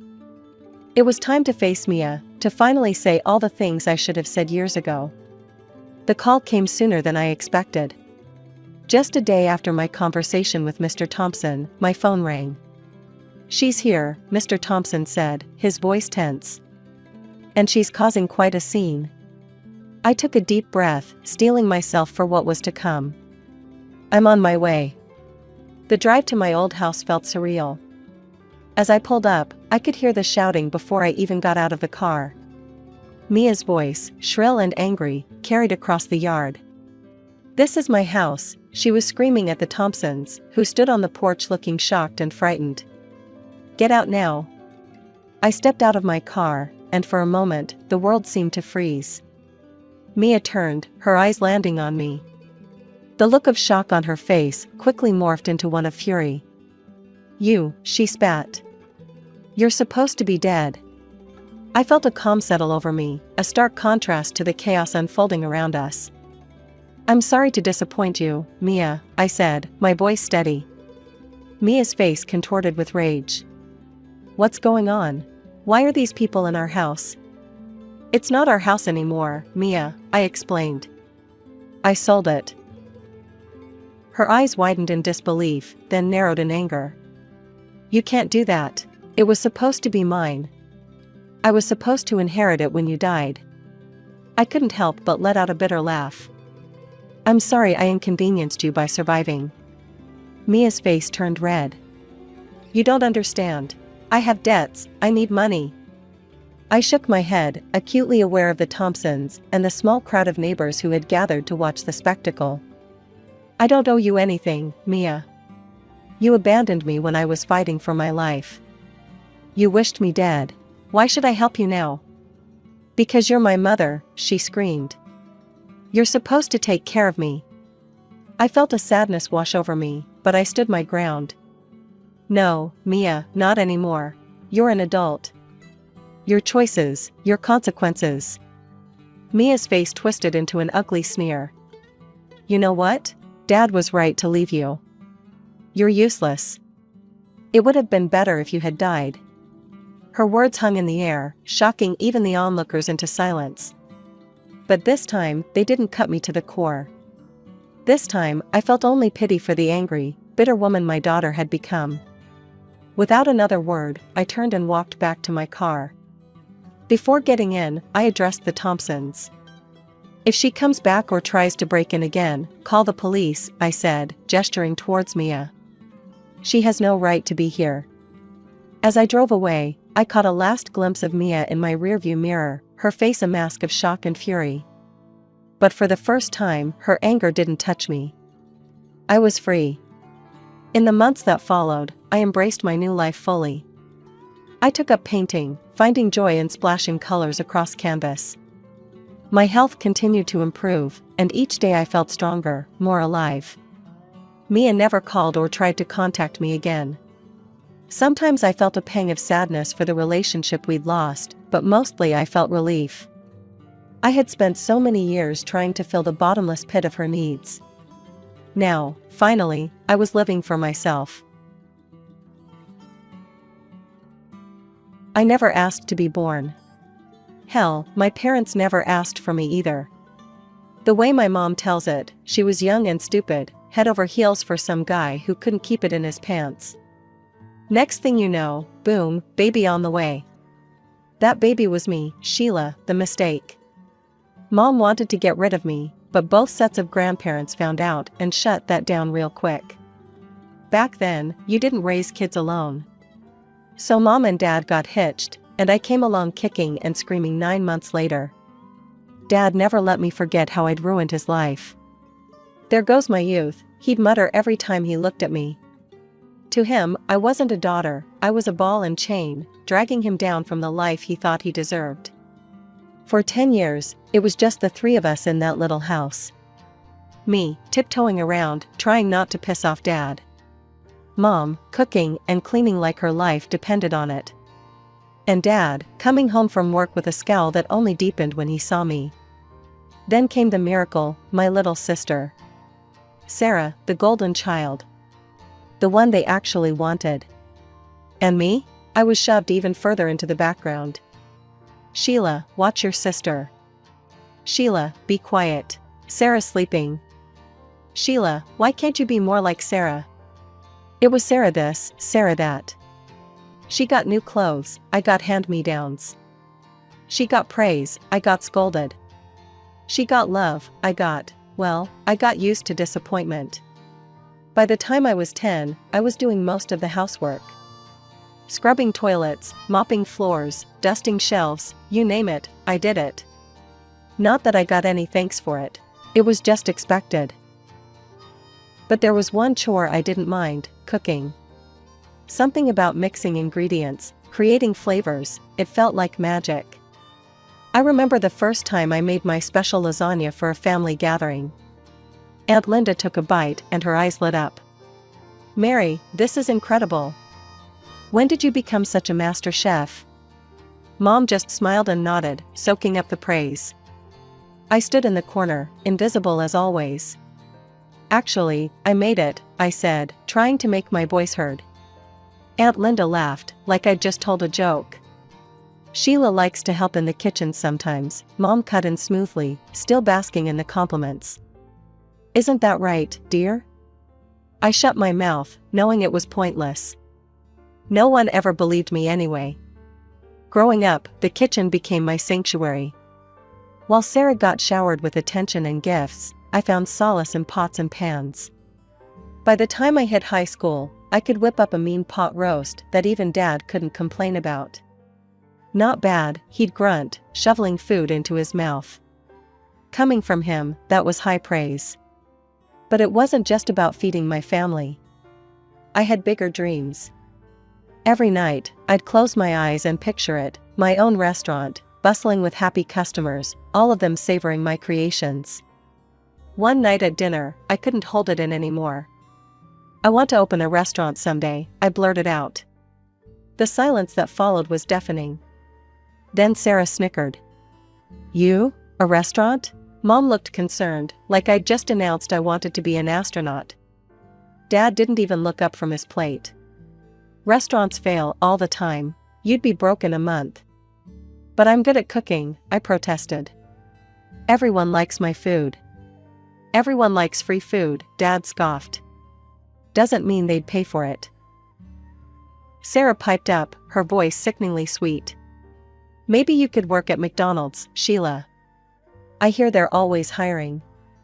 When it came time for college, I set my sights on the best culinary school I could find. To my shock, Dad agreed to pay for it. This is your inheritance, he said gruffly. Don't expect anything else. The house, the savings, that's all going to Sarah.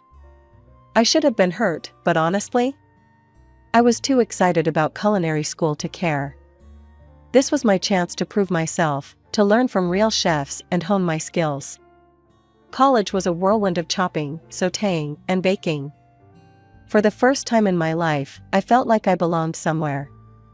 My classmates actually appreciated my cooking, and my instructors praised my creativity. But reality came crashing back when I graduated. With no money for my own place, I had to move back home.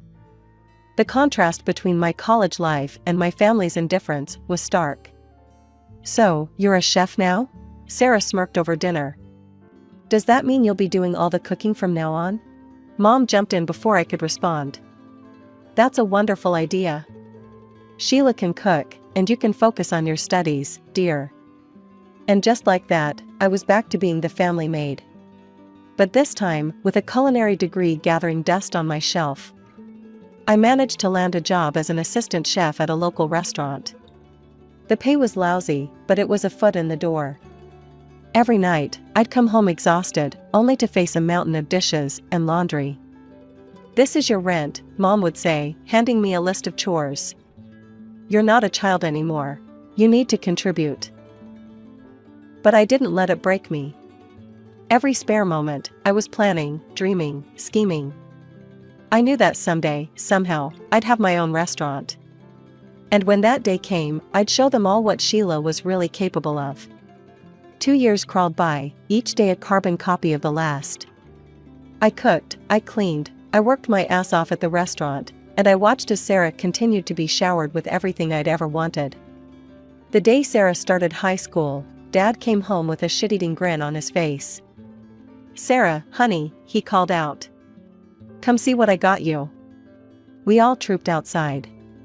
There, sitting in our driveway like some kind of shiny insult, was a brand new car. A fucking car. "But I can't even drive yet," Sarah said, her eyes wide. Dad laughed, tossing her the keys. "You will soon enough. My girl deserves the best, right from the start." I bit my tongue so hard I tasted blood. When I turned 16, I got a second-hand bike. And even that was only because I needed it to get to my part-time job. It didn't stop there. Every week, there was something new for precious Sarah. The latest iPhone, a MacBook Pro, designer clothes. They even renovated her bedroom, turning it into something that looked like it belonged in a luxury hotel. Meanwhile, I was still in my old room. The same faded wallpaper, the same creaky bed I'd had since I was 10. But hey, at least the spiders kept me company, right? I started thinking about moving out. Maybe I could find a roommate, split the rent on some tiny apartment. Anything would be better than this constant reminder of how little I mattered. But then came Christmas. I'd been saving up, determined to get everyone nice gifts for once. Show them I wasn't the failure they thought I was. I ended up buying lottery tickets for everyone, not the cheap scratch-offs, but tickets for the big jackpot. Christmas morning came, and I handed out the envelopes, trying not to look too eager. Mom opened hers first. Her face fell. "Oh, lottery tickets." Dad snorted. "What is this, a gas station gift?" Sarah didn't even bother opening hers. She just rolled her eyes. "Gee, thanks Sheila, real thoughtful." "Well," Mom said, her voice sickly sweet, "I guess since Sheila didn't really get us anything, she won't be expecting any gifts either. That seems fair, doesn't it?" I felt a lump forming in my throat. Without a word, I snatched the lottery tickets from Dad's hand. "You know what? I'll take them. Merry bloody Christmas." I stormed out, ignoring their shocked faces. Screw their family dinner. I texted my coworker, Jen. "Hey, you still at the restaurant? Mind some company?" An hour later, I was sitting at the bar of the closed restaurant, nursing a glass of cheap champagne with Jen. As the night wore on, Jen and I traded stories about horrible families and crushed dreams. It wasn't exactly a Hallmark Christmas, but at least I felt less alone. A few days later, I was at work as usual. During the break, I reached for my phone. There was a missed call from an unknown number. "Probably just another scam," I muttered, tossing the phone aside. But then it rang again. Same number. Curiosity got the better of me, and I answered. "Hello, is this Sheila Thompson?" a cheery voice asked. "Yeah, who's this?" "This is Linda from the State Lottery Commission. I'm calling to inform you that you're holding a winning ticket." I almost dropped the phone. "What? Are you serious?" "Absolutely. One of your tickets matched all the numbers in Christmas drawing. After taxes, your winnings come to $690,000. The world spun around me. In a daze, I headed home. My mind was racing. This was it. My chance to finally open my own restaurant. To show everyone what I could do. I burst through the front door, unable to contain my excitement. You won't believe what happened. They were all sitting at the kitchen table, looking at me like I'd grown a second head. "I won the lottery," I blurted out. "One of the tickets, the one I was going to give Mom, it won. $690,000 after taxes." For a moment, there was stunned silence. Then Sarah's shrill voice cut through the air. "That money belongs to us," she screeched. "You bought those tickets as gifts for Mom and Dad. Anything that belongs to them belongs to me. I felt like I'd been slapped. What? No, they gave the tickets back to me. They're mine. Mom and Dad exchanged a look. Sheila, Dad said slowly, be reasonable. You live under our roof. You owe us. Now, hand over that ticket. We'll take care of everything. I took a step back, my hand instinctively going to my pocket where the ticket was. No, I said, surprising even myself with how steady my voice was. This is my ticket, my win. I'm going to use it to open my own restaurant. Dad's face turned an alarming shade of red. Now you listen here, young lady. No, you listen. I shouted, years of pent-up frustration pouring out. I've spent my whole life being treated like a second-class citizen in this family. Well, not anymore. This is my chance, and I'm taking it. If that's how you feel, Mom said, her voice ice cold, then you can get out of this house. Now. I stared at them, these people who were supposed to love me unconditionally. In that moment, I saw them clearly for the first time. Fine, I said, my voice barely above a whisper. I'm gone. I stormed up to my room, threw some clothes and essentials into a bag, and walked out. They watched me go, probably thinking I'd come crawling back in a day or two. They couldn't have been more wrong. My first stop was the lottery office, to claim my winnings. Then, I headed straight to a real estate agent. I need an apartment, I told the surprised agent. Something available immediately. By that evening, I was sitting in my very own place. It wasn't much, a small one-bedroom in a decent part of town, but it was mine. All mine. As I sat on the floor, I hadn't had time to buy furniture yet, eating takeout and scrolling through restaurant equipment catalogs on my phone, I felt something I hadn't felt in years, hope. First things first, I needed a solid business plan. I spent weeks hunched over my laptop, researching, crunching numbers, and planning every detail. After what felt like a million revisions, I finally had a plan I was proud of. Next step, location. I scoured the city, looking for the perfect spot. Finally, I found it, a small, run-down space that had been empty for years. The landlord practically laughed when I said I wanted to turn it into a restaurant. Good luck with that, sweetheart, he chuckled, handing me the keys. I spent the next 3 months turning that dump into my dream. I hired contractors, picked out every fixture, and personally scrubbed every inch of the place. It was backbreaking work, but every blister and bruise felt like a badge of honor. Finally, opening day arrived. I stood in the kitchen, my kitchen, surrounded by the staff I'd handpicked and trained myself. The first order came in, and I felt a rush of adrenaline. Let's do this, I said, tying on my apron. The first few months were a whirlwind. I worked 18-hour days, cooking, managing, and doing whatever needed to be done. Slowly but surely, word started to spread. People loved my food, not just the taste, but the love and creativity I poured into every dish. I introduced a loyalty program for regular customers, giving them special discounts and first dibs on new menu items. It was a hit. Soon, I had a core group of regulars who came in so often, they felt like family. But I didn't stop there. I set up a delivery service, partnering with local couriers to bring my food right to people's homes. It was a gamble, quality control was a nightmare at first, but it paid off. Social media became my new best friend. I posted daily specials, behind-the-scenes kitchen videos, and engaged with customers online. My follower count grew, and with it, my customer base. 2 years in, I was turning a profit. It wasn't huge, but it was something. I started looking for a second location. Opening the second restaurant was easier in some ways, I knew what I was doing now, but harder in others. Suddenly, I couldn't be everywhere at once. I had to learn to delegate, to trust my staff, to maintain my standards when I wasn't there. But we made it work.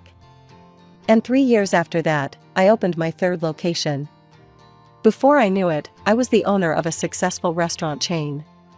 Me, Sheila Thompson, the girl who was never supposed to amount to anything, I won't lie, it wasn't easy. There were nights I cried myself to sleep, wondering if I was in over my head. Days when I wanted to throw in the towel and admit defeat. But every time I walked into one of my restaurants, saw the happy customers, smelled the delicious food, I knew it was all worth it. It was just another Tuesday.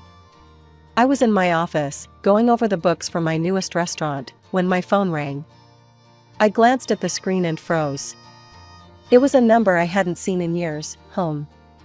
For a moment, I considered letting it go to voicemail. But curiosity got the better of me. "Hello?" I answered, my voice cautious. "Sheila?" It was Mom. "Look, I know we've had our differences, but we need your help. It's about Sarah." Of course it was always about Sarah. "What about her?" I asked, trying to keep my voice neutral. Dad's voice came on the line. "She's in trouble, Sheila. She lost her job. They're accusing her of theft, and now no one will hire her. We were hoping you might have a position for her at one of your restaurants." I almost laughed. After everything they'd put me through, they had the nerve to ask for a favor? But then I thought about Sarah. Despite everything, she was still my sister. "Let me talk to her," I said. Sarah came on the line, her voice small and scared. "Sheila, I'm sorry for everything. I really need help." I closed my eyes, took a deep breath. "Okay," I said finally. "I'll give you a job, but listen up, there's no special treatment. You screw up, you're out. Got it?" "Yes. Thank you, Sarah gushed. The next morning, Sarah showed up right on time, looking nervous but determined. I put her to work as an administrator, starting her with basic tasks and slowly increasing her responsibilities. To my surprise, she seemed to take it seriously.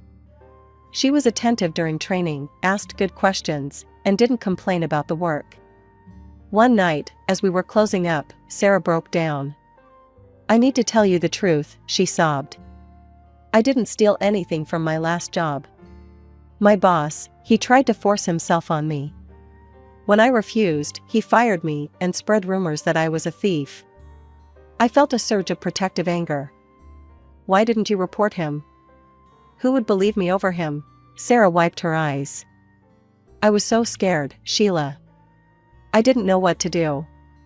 "I believe you," I said, pulling her into a hug. "And I'm going to help you, okay? We'll figure this out together."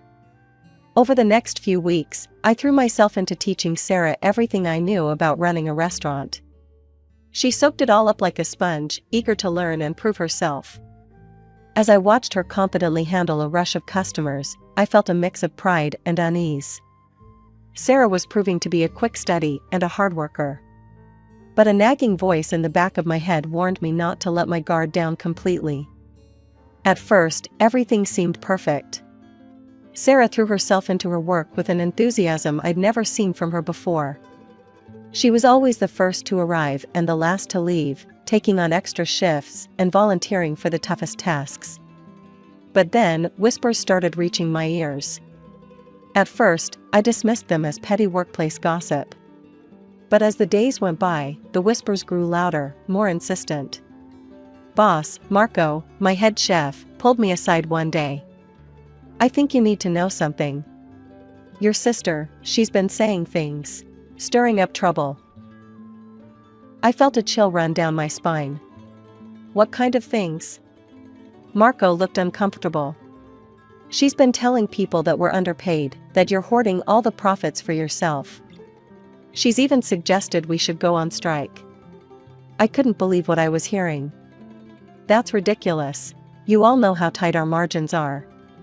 I've always been transparent about the finances." "We know, boss," Marco assured me. "None of us are buying it. But there's more." He went on to tell me how Sarah had been claiming that the restaurant rightfully belonged to her, that I had somehow cheated her out of her share of the family money.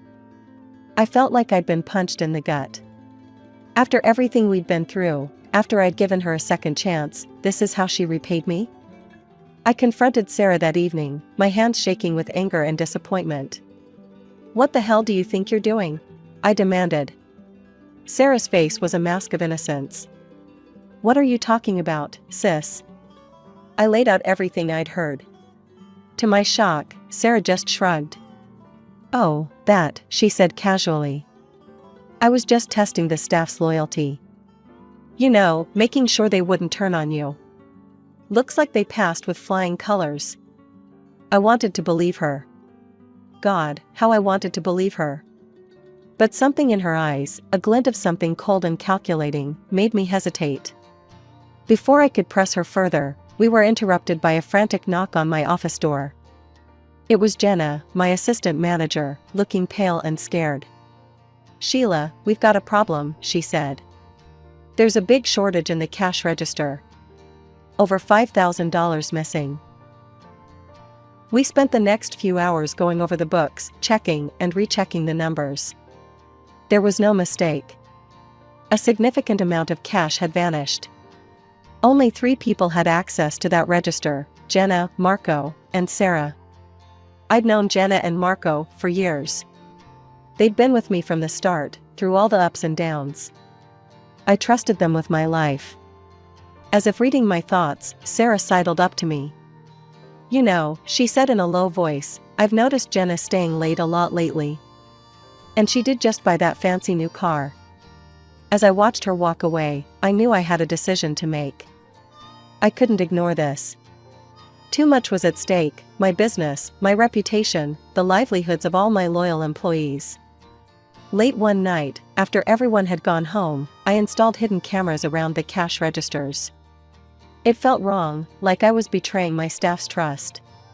But I had no choice. For days, I watched hours of mundane footage, my eyes burning from staring at the screen. And then, on the 4th night, I saw it. Sarah, moving quickly and furtively, opened the register. Her hands darted in and out, stuffing wads of cash into her pockets. My heart sank. I didn't confront her, I couldn't. Instead, I called the police. The next day, as Sarah was finishing her shift, 2 officers walked in. The look on her face when she saw them, shock, then anger, told me everything I needed to know. She thrashed around, knocking over tables and sending dishes crashing to the floor. I deserve this money. I should be rich, not you. You stole my life. As the police led her away, I felt nothing. No sadness, no regret. Just a hollow emptiness where my love for my sister used to be. The next day, my parents stormed into the restaurant. Mom was crying, Dad's face was beet red with anger. How dare you? Dad roared. Your own sister, drop the charges now. I stood my ground. No, she stole from me. She needs to face the consequences. I pulled out my phone, showing them the footage of Sarah stealing. Look, I said. This is what your precious Sarah did. She's a thief. They watched, their faces pale. But instead of understanding, their expressions hardened. You set her up, Dad accused. You've always been jealous of her. I couldn't believe what I was hearing. Jealous? Are you kidding me? You gave me scraps and expected me to be grateful. Well, I'm done. Sarah made her choices. Now she has to live with them. They ranted and raved, alternating between threats and pleas. But I stood firm. Get out, I finally said. Get out of my restaurant, get out of my life. If you don't leave now, I'm calling the police. They left, but not before Dad spat out. You'll regret this, Sheila. Mark my words. The trial was a nightmare. Sarah's tearful performance on the stand almost had me doubting myself. But then came the surprise witness, her former boss. He testified about Sarah's behavior at her last job. How she'd aggressively pursued him, threatening to cry sexual harassment when he rejected her advances. How she'd stolen money from the company in retaliation. In the end, the jury found her guilty. As they led her away, she looked at me one last time. There was no remorse in her eyes, only cold hatred. I haven't spoken to my family since that day. Sometimes, late at night, I wonder if I made the right choice. But then I look around at what I built, at the life I've made for myself, and I know I did. As I stand in the kitchen of my newest restaurant, watching my staff prepare for the dinner rush, I feel a sense of peace wash over me. This is my family now. This is my home. And nobody, not Sarah, not my parents, not anyone, can take that away from me. I remember my childhood like it was yesterday. The smell of my dad's aftershave, the sound of his keys jingling as he came home from work. I'm Alice, and this is my story. I was born into what you'd call an ordinary family. Mom, Dad, and me. But from the get-go, it was clear who my favorite was. Dad. He was my hero, my everything. Every day, I'd wait by the window, my nose pressed against the glass, waiting for his car to pull up. The moment I saw him, I'd bolt to the door, ready to jump into his arms. "There's my little princess," he'd say, scooping me up and spinning me around. I'd giggle, burying my face in his neck, breathing in that familiar scent that meant safety and love. Mom? Well, she was there. Physically, at least. Emotionally? Not so much. Sometimes I'd catch her looking at me with this weird expression, like I was some kind of burden she hadn't signed up for. But Dad made up for it. Every evening, rain or shine, we'd go for walks. He'd point out different trees, teach me about birds, or just let me ramble on about my day at kindergarten. Bedtime was the best. Dad would tuck me in, pull out a book, and transport us both to magical worlds. His voice would change for each character, making me laugh or gasp in all the right places. But when I turned 5, everything changed. I remember the day they sat me down. Mom looked relieved, Dad looked heartbroken. "Alice, honey," Dad started, his voice cracking. "Mommy and Daddy, we're not going to be living together anymore." I didn't understand at first. "Like when you go on business trips?" I asked. Mom cut in, her voice flat. "No, Alice, we're getting divorced. But don't worry, you'll be staying with your father. It's better this way." I looked at Dad, tears welling up in his eyes. He pulled me close, and I could feel him shaking. He said everything would be okay, but even at 5, I knew nothing would ever be the same again. The divorce hit me hard, but Dad did his best to make things normal. We moved to a new neighborhood with a good school nearby. I remember the day we arrived at our new house. "What do you think, Alice?" Dad asked, his eyes hopeful. I looked at the unfamiliar building and felt a lump in my throat. "It's big," I managed to say. Dad knelt down beside me. "I know it's different, sweetheart. But we'll make it our home together, okay?" I nodded, trying to be brave for him. The new school was okay, I guess. I made some friends, but I missed my old life. Dad tried to keep our routines, walks in the evening, bedtime stories, but something had changed. There was a sadness in his eyes that hadn't been there before. Mom? She became like a ghost in my life. She'd call sometimes, her voice distant and distracted. "How's school, Alice?" she'd ask, but I could tell she didn't really care about the answer. Once in a while, she'd take me for a weekend. It was always awkward, like we were strangers forced to spend time together. I'd come home to Dad, relief washing over me as I stepped through the door. One day, when I was 6, Dad sat me down with a serious look on his face. "Alice, honey, I've got some news," he said, fidgeting with his hands. "I've met someone. Her name is Sarah, and, well, we're getting married. Sarah is nice, I promise. You'll like her." I didn't want to like her. I wanted things to stay as they were, just me and Dad. But life had other plans. Sarah moved in, and suddenly our quiet house was full of noise and change. She tried to be nice, always smiling too brightly, asking too many questions. "Alice, sweetie, what would you like for dinner?" she'd ask, her voice syrupy sweet. "Whatever," I'd mutter, retreating to my room. Then came the biggest change of all. I was in the living room, watching TV, when Dad and Sarah came in, both grinning from ear to ear. Alice, we have wonderful news, Sarah gushed. You're going to be a big sister. I looked at Dad, hoping to see some sign that this was a joke. But he was beaming, his hand on Sarah's stomach. Isn't it great, princess? He said. You'll have a little brother or sister to play with. I forced a smile, but inside, I felt like screaming. A baby? How could he do this? Didn't he love me enough? Months passed, and Sarah's belly grew bigger. Dad spent more and more time fussing over her, buying baby things, talking about names. I felt like I was fading into the background. The day the baby was born, I was left with a neighbor. When Dad finally came to get me, he looked exhausted but happy.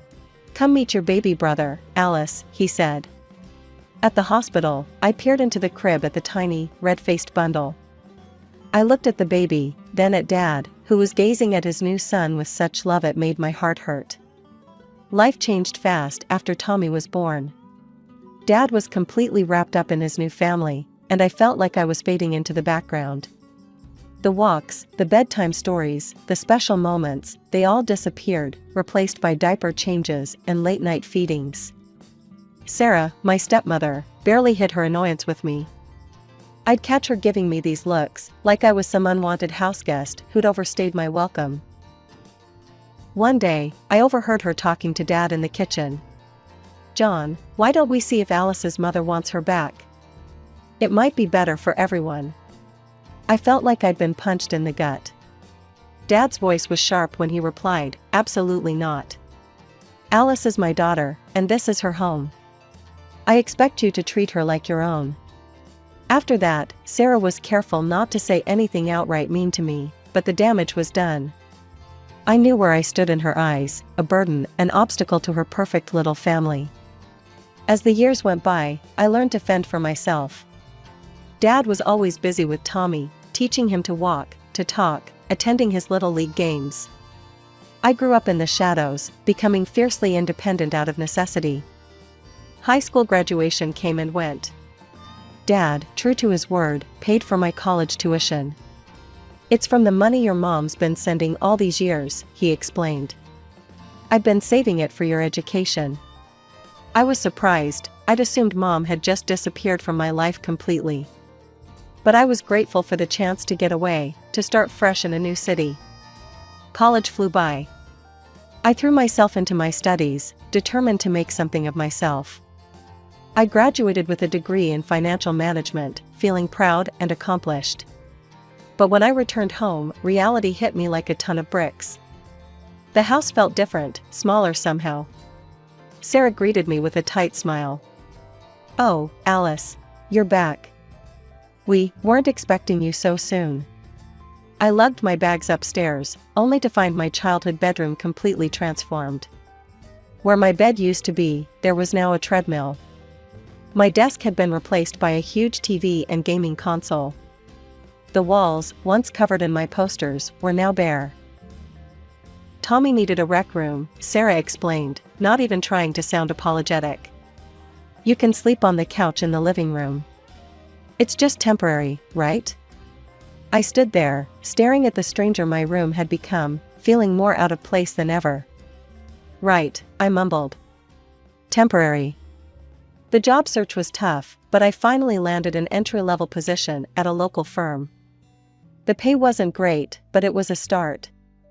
Every night, I'd scour apartment listings, looking for something, anything, I could afford.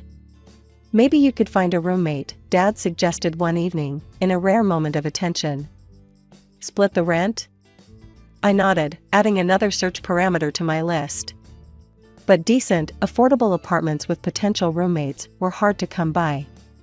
So, I stayed. Every morning, I'd wake up on that uncomfortable couch, tiptoe around Tommy's toys scattered across the living room floor, and head to work. Every evening, I'd come back to Sarah's cold stares and Dad's distracted nods. Months dragged on, and I was still stuck in limbo, sleeping on the couch and searching for a way out. Tommy had started high school, and suddenly the house was abuzz with excitement, but not for me. John, darling, Sarah cooed one evening, her voice sickly sweet. Don't you think Tommy needs a car? All his friends are driving now. I nearly choked on my dinner. Tommy was barely 15, for crying out loud. Dad, ever the pushover when it came to his precious son, nodded. You're right, honey. We'll go car shopping this weekend. And just like that, Tommy got a shiny new car. Never mind that he couldn't legally drive it yet. I bit my tongue, trying to swallow the bitterness rising in my throat. My birthday rolled around a few weeks later. For once, I decided to ask for something. I approached Dad cautiously. Hey, Dad? I was wondering, could I maybe get a laptop for my birthday? I could pick up some freelance work online, make some extra money. Before Dad could respond, Sarah swooped in, her face twisted with anger. A laptop? Are you serious, Alice? You're already living here rent-free, eating our food, and now you want more? Her voice dripped with venom. You're nothing but a money-grubbing freeloader. I stood there, shocked into silence, as she continued her tirade. Have you no shame? Your father just paid for your entire college education, and here you are, asking for more expensive gifts. She was on a roll now, tears springing to her eyes in a dramatic display. What about Tommy's future?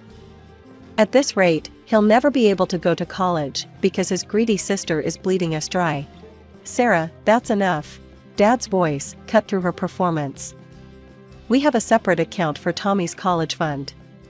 It's all taken care of, so please, calm down. Sarah huffed and stormed out of the room, leaving an uncomfortable silence in her wake. Dad sighed, running a hand through his graying hair. I'm sorry about that, Alice. We'll talk about the laptop later, okay? I nodded, not trusting myself to speak. As soon as I could, I escaped to the backyard, needing some air. Sitting on the old swing set, I let the tears I'd been holding back fall freely. Sarah's words echoed in my head, each one a dagger to my heart. I wiped my eyes, a new resolve settling over me. I wouldn't ask for anything ever again. I'd find a way to make it on my own, without their help or their judgment. Just when I thought things couldn't get worse, life decided to prove me wrong. It was a quiet Tuesday evening when all hell broke loose. Dad burst into the living room, his face red with fury. Where is it? He bellowed, making me jump. Where's my damn money? Sarah and Tommy came running, eyes wide with shock. I sat there, frozen, as Dad continued his tirade. Someone's been using my card. The one for Tommy's college fund. He was pacing now, hands shaking. Jewelry stores, electronics. Who the hell's been spending my money? His eyes landed on me, narrowing with suspicion. Alice, did you take my cards? Have you been in my wallet? I felt like I'd been doused in ice water. What? No, Dad, I would never. But he wasn't listening. He was on a rampage, tearing through the room like a tornado. Sarah's voice cut through the chaos. John, check her backpack. It's right there. Before I could protest, Dad grabbed my bag. I watched in horror as he dumped its contents onto the couch. Books, papers, pens, and there, gleaming in the midst of it all, was a brand new laptop. The room fell silent. I stared at the laptop, my mind reeling. I hadn't bought this. Dad's voice was dangerously low. You thieving little. Dad, no, I didn't do this. I pleaded, panic rising in my throat. I don't know where that came from. And jewelry? Why would I buy jewelry? Call the police. Check the store cameras. You'll see it wasn't me. But my words fell on deaf ears. Sarah stepped forward, her face a mask of righteous indignation. John, can't you see? She has no respect for you. She's lying to your face, even with the evidence right in front of her. She turned to me, eyes glinting with triumph. We should have known you'd do something like this. Always wanting more, never satisfied with what you have. Dad's next words hit me like a physical blow. Get out. What? I whispered, not believing what I was hearing. Get out of my house, he roared. You ungrateful. I never want to see you again. Get your things and leave now. Numbly, I gathered what I could. Clothes, toiletries, my phone charger. It all went into a duffel bag I found in the closet. The whole time, Dad stood there, watching me with a mixture of anger and disgust that broke my heart. As I headed for the door, Sarah's parting shot hit me. "We should have done this years ago. Good riddance to bad rubbish." The door slammed behind me, and just like that, I was alone. Homeless. Accused of a crime I didn't commit. As the reality of my situation sank in, I felt a strange mix of fear and relief. The house behind me had stopped being a home long ago. Maybe this was the push I needed to truly start my own life. That first night after being kicked out was a blur. I found myself in a dingy hostel, clutching my duffel bag like a lifeline. Sleep eluded me as I lay on the lumpy mattress, my mind racing with unanswered questions and fear for the future. The next day at work, I must have looked as lost as I felt. My colleague, Jessica, cornered me in the break room. "All right, spill it. What's going on with you?" she demanded, her concern evident.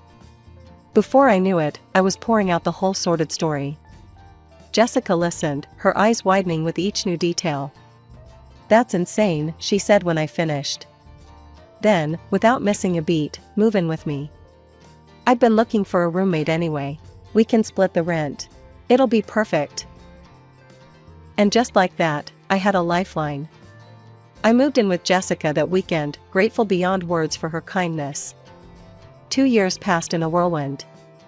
I threw myself into work, determined to prove to myself, and everyone else, that I could make it on my own. I didn't speak to Dad at all during this time. The pain of his betrayal was still too raw. Mom tried to reach out a few times, but our conversations were strained. It was clear Dad had told her about the alleged theft. Her disappointment was palpable, even over the phone. Eventually, those calls stopped too. But life has a way of moving forward, whether you're ready or not. I got promoted at work, started earning enough to consider my own place. I picked up new hobbies, yoga, painting, anything to keep my mind occupied. I even started dating again, though nothing serious. Finally, I took the plunge and rented my own apartment.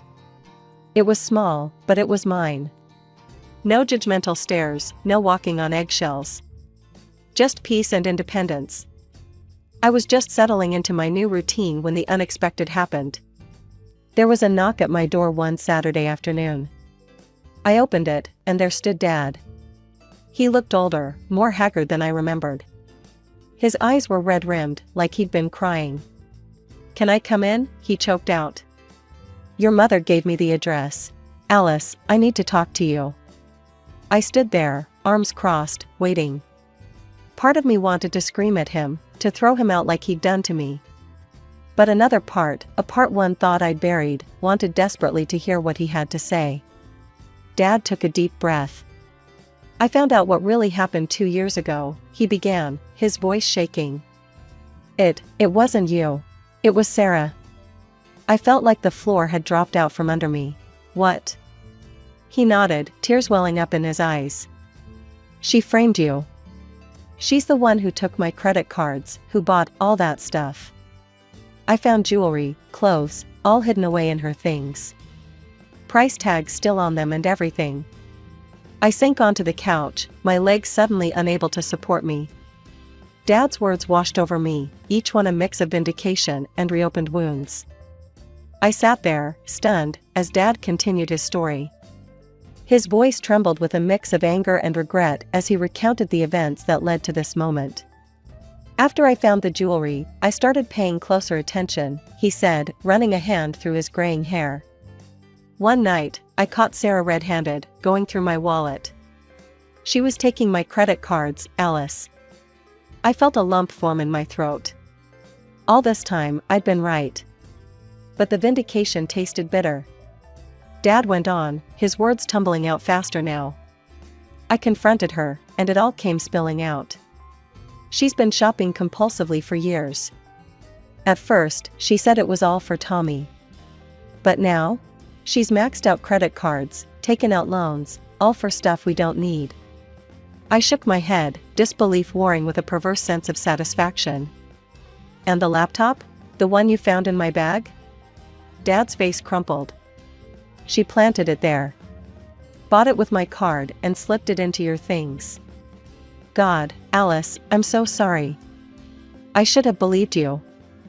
The apology hung in the air between us, heavy and insufficient. I told her she needed help, Dad continued. Begged her to see a therapist, to get treatment for her shopping addiction. But she refused.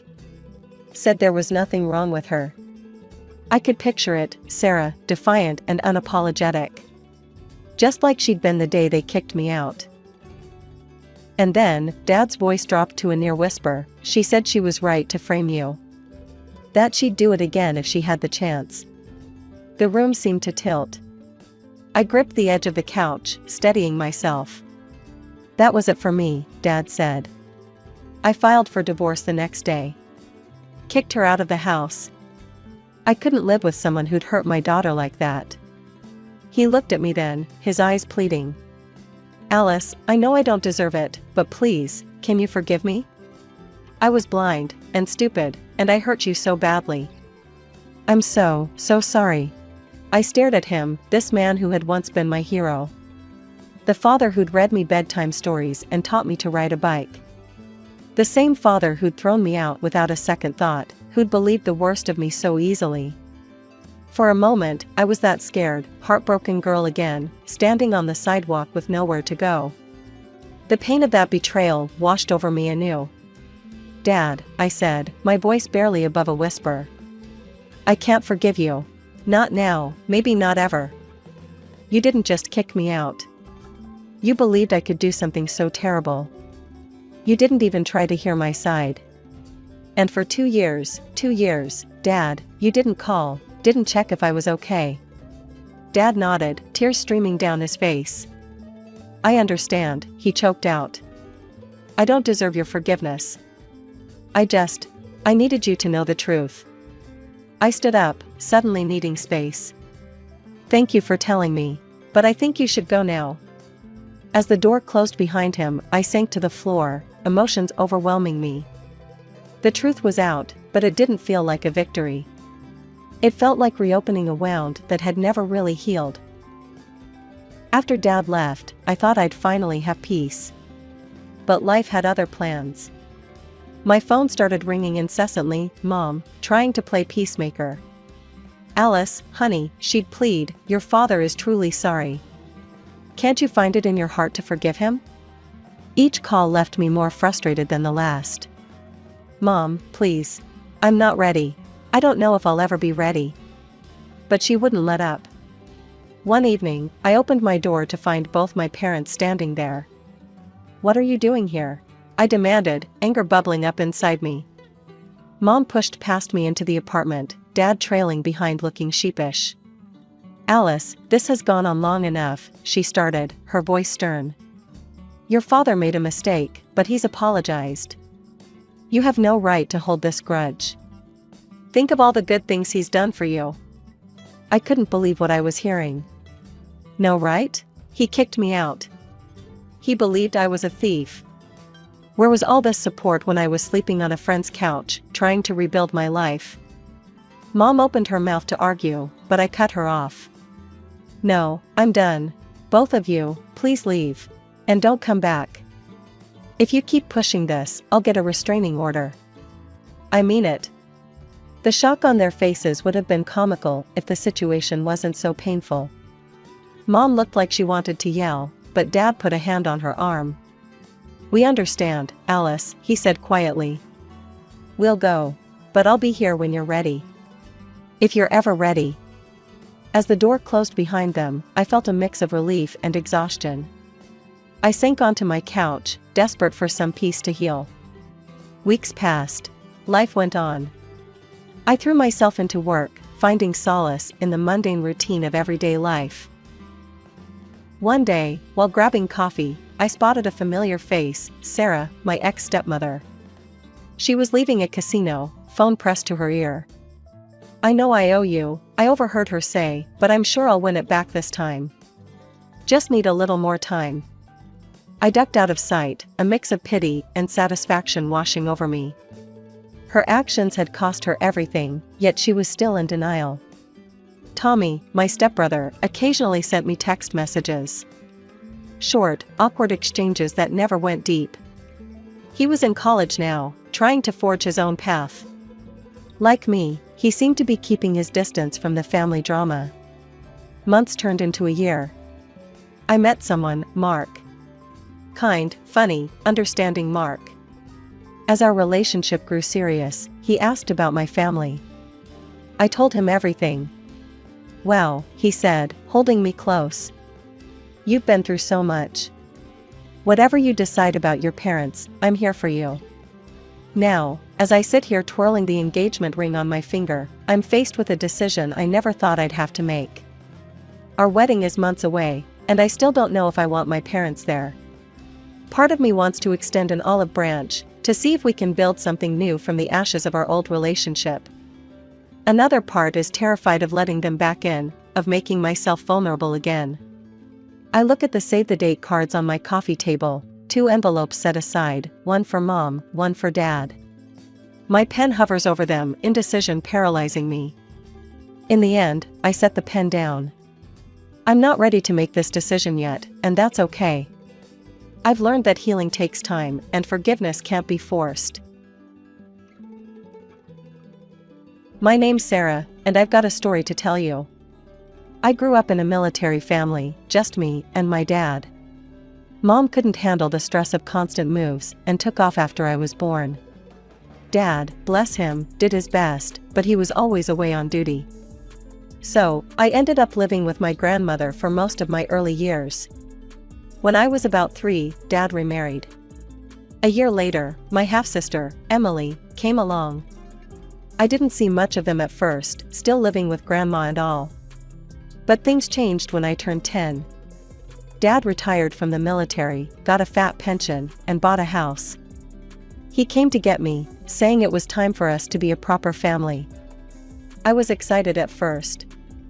A new house, a new family, it seemed like a dream come true.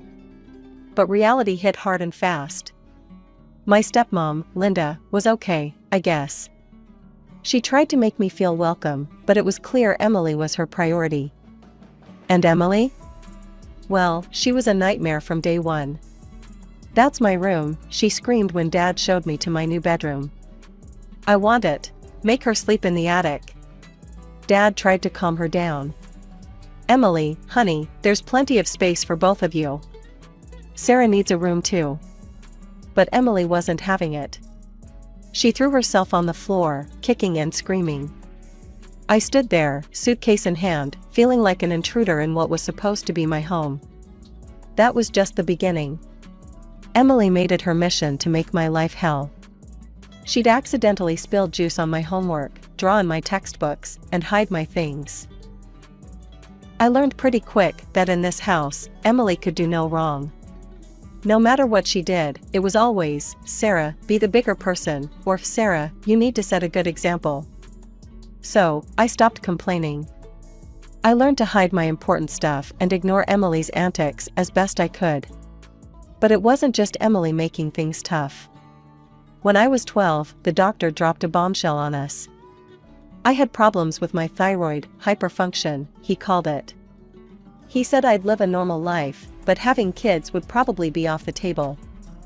I remember sitting in that sterile office, the words washing over me like ice water. Dad squeezed my hand, trying to comfort me, but I felt numb. At 12, having kids wasn't exactly on my radar, but knowing it might never happen? That hit hard. Emily, being the brat she was, overheard and started calling me empty nut. It stung, but I tried not to let it show. I buried myself in my computer games, finding solace in virtual worlds where I could be anyone, do anything. Life trudged on, and before I knew it, I was 16. That's when everything changed again. Grandma passed away, leaving me her inheritance. It wasn't a fortune, but it was enough to make Emily's eyes go wide with envy. "It's not fair," she whined at the dinner table. "Why does Sarah get all the money? We should use it for a family vacation." Dad backed me up, surprisingly. Emily, that's Sarah's inheritance. She can decide what to do with it. I had plans for that money. All those hours spent gaming hadn't just been an escape, they'd given me an idea. I wanted to open a network of computer clubs for teenagers, maybe even a camp for training esports athletes. A place where kids like me could feel at home, surrounded by people who got it. When I shared my idea, Emily laughed so hard she nearly choked on her peas. That's the dumbest thing I've ever heard. Who'd want to go to a nerd camp? It's not dumb, I shot back. Esports is growing, it could be big. High school graduation couldn't come fast enough. College was a breath of fresh air.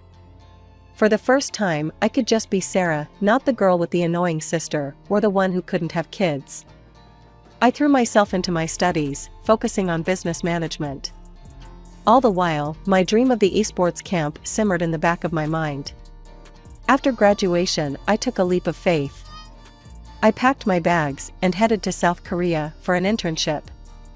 If I was going to learn about esports, why not go to the Mecca? Those 3 years in Korea were intense. I worked my ass off, learning everything I could about running gaming centers and managing teams. I saw firsthand how esports could change lives, giving kids a sense of purpose and belonging. When I finally came back home, I was ready. I used grandma's money to rent a small space and turned it into my first computer club. It wasn't much, just a dozen computers and some second-hand furniture, but it was mine. The first few months were tough. Some days, I'd sit there alone, wondering if I'd made a huge mistake. But slowly, word spread.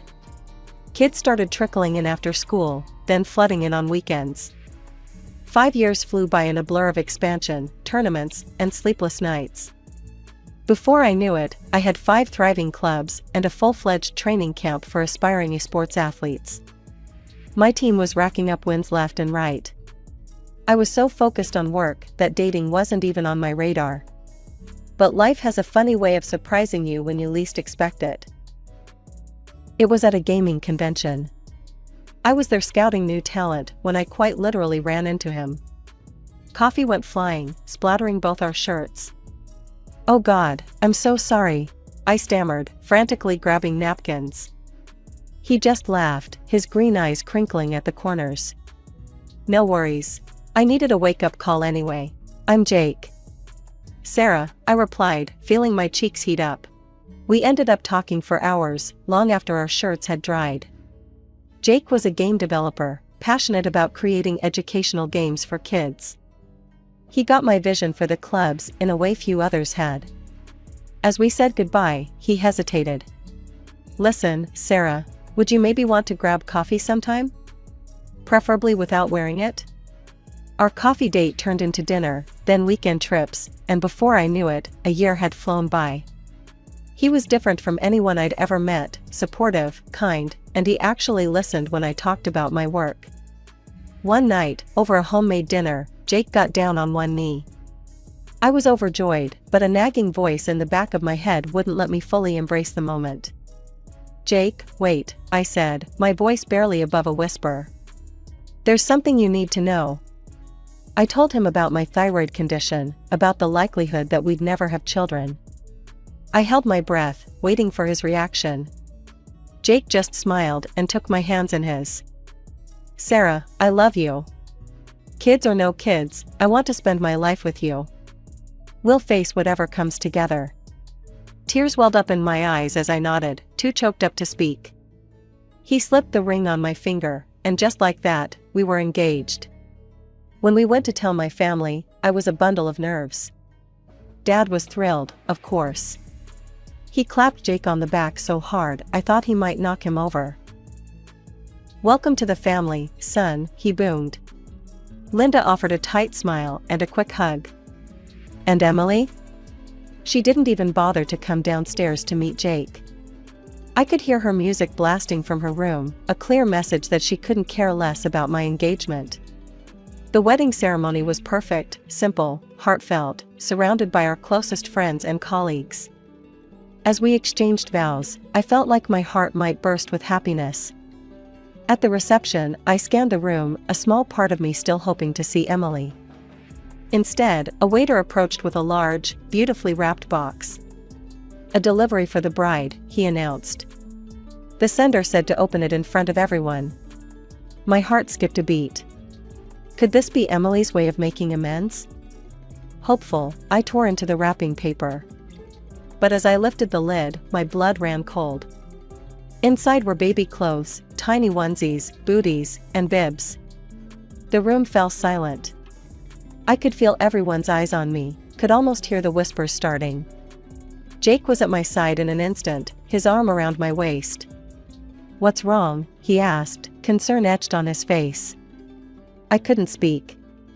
Tears stung my eyes as the realization hit me, this wasn't an olive branch.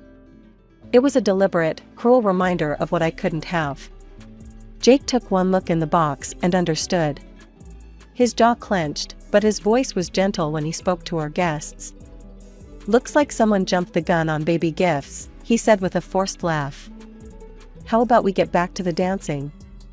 As I danced with Jake, laughed with our friends, a small part of me couldn't help but wonder, would I ever truly be free of my sister's shadow? The years after the wedding flew by in a whirlwind of work and ambition. I threw myself into expanding my business, driven by a mix of passion and, if I'm honest, the need to prove myself. Those computer clubs I dreamed of? They were thriving. But the real jewel in my crown was the esports training camp. I spent more and more time at the camp, coaching and mentoring. It was incredible to watch these kids grow, not just in their gaming skills, but in confidence and teamwork too. But while my professional life was soaring, my personal life was complicated. Every visit to my parents' house felt like walking into a minefield. Emily's hostility hadn't lessened over the years, if anything, it had intensified. She'd make snide comments about how I'd stolen Grandma's money, how I was getting rich off her inheritance. "Must be nice," she'd sneer, living it up while the rest of us struggle. I tried to brush it off, but her words stung. "Emily, I worked hard for everything I have," I'd say, trying to keep my voice level. "Grandma's money just gave me a start." But she'd just roll her eyes and mutter something about how I always got everything handed to me. Dad and Linda would try to intervene, to smooth things over, but it was useless. The rift between us just kept growing. I started avoiding family gatherings when I could.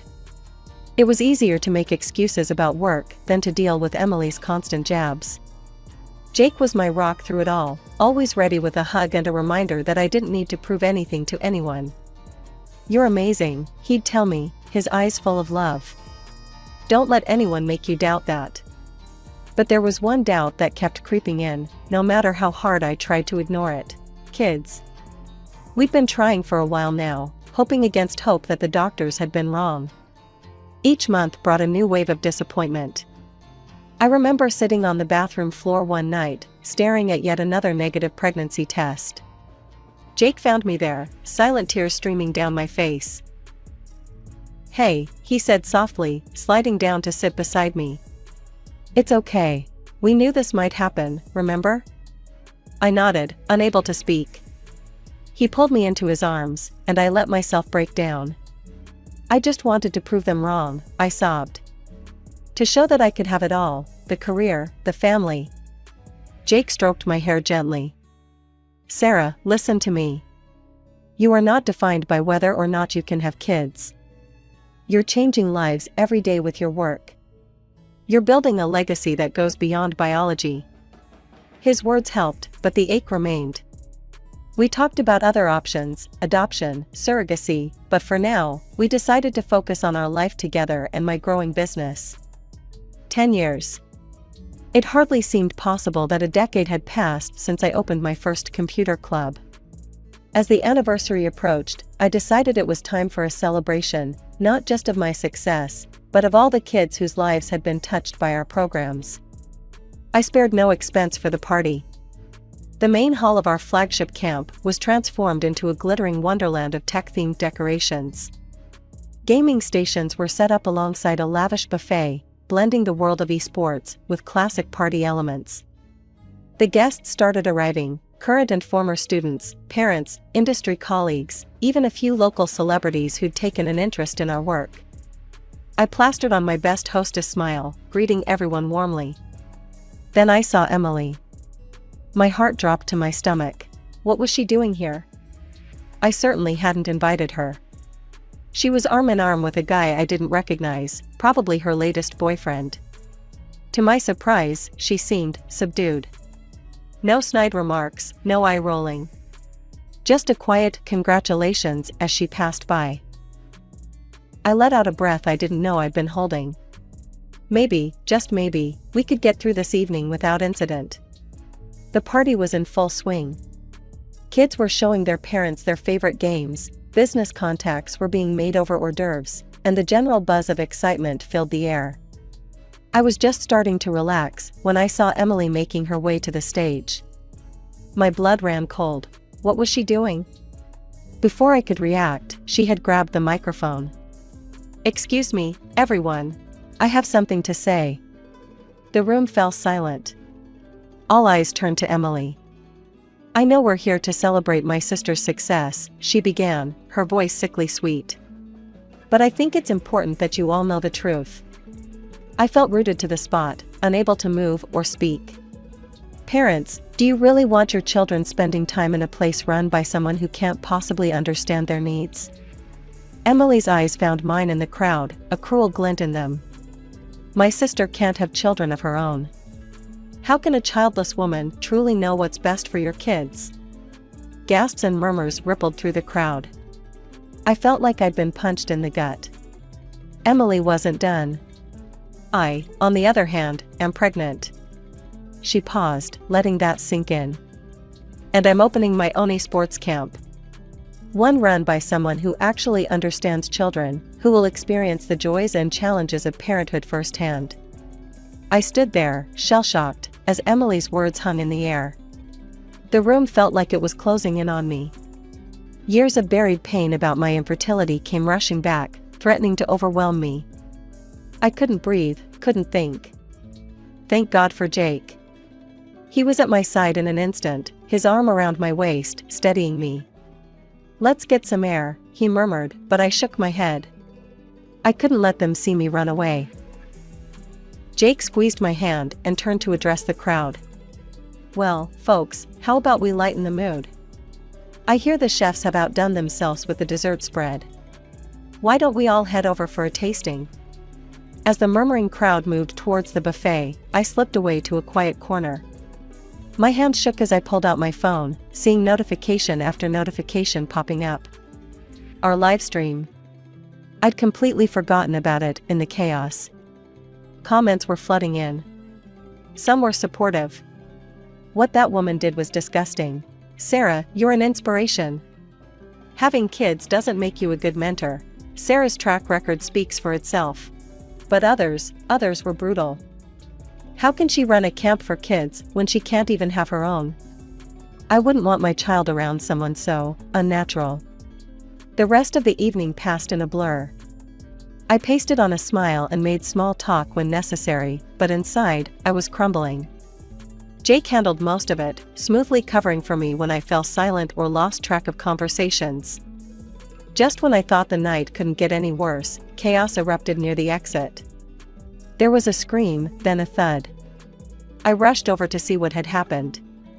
My heart stopped. Emily was sprawled at the bottom of the stairs, clutching her stomach, her face contorted in pain. Her boyfriend was kneeling beside her, panic written all over his face. "Someone call an ambulance," he shouted. As he helped Emily to her feet, her eyes locked onto mine. The hatred I saw there chilled me to the bone. "You," she shrieked, pointing a shaking finger at me. "You did this. You pushed me." I recoiled, shocked. "What? No, I didn't. I wasn't even near." But Emily wasn't listening. As her boyfriend started to lead her out, she kept screaming. "You're jealous of my baby. You couldn't stand that I can have what you can't." Her words cut deep, reopening wounds I thought had long since healed. I stood there, frozen, as they disappeared through the doors. The remaining guests were staring, some with suspicion, others with pity. I felt exposed, raw, like my deepest insecurities had been laid bare for all to see. The morning after the party, I was nursing a cup of coffee, trying to make sense of the previous night's chaos, when there was a knock at the door. Jake answered it, and I heard low, serious voices. My stomach dropped. "Sarah?" Jake called, his voice tight. "There's a police officer here to see you." I walked to the door on shaky legs. The officer, a stern-faced woman, introduced herself as Detective Martinez. "Mrs. Thompson, I'm here about the incident involving your sister last night," she said. "She's filed a complaint against you. She's lost the baby and is accusing you of pushing her down the stairs." Jake stepped in, his lawyer instincts kicking in. "We have a full recording of the event. It was being live-streamed." We spent the next few hours going over everything with Detective Martinez.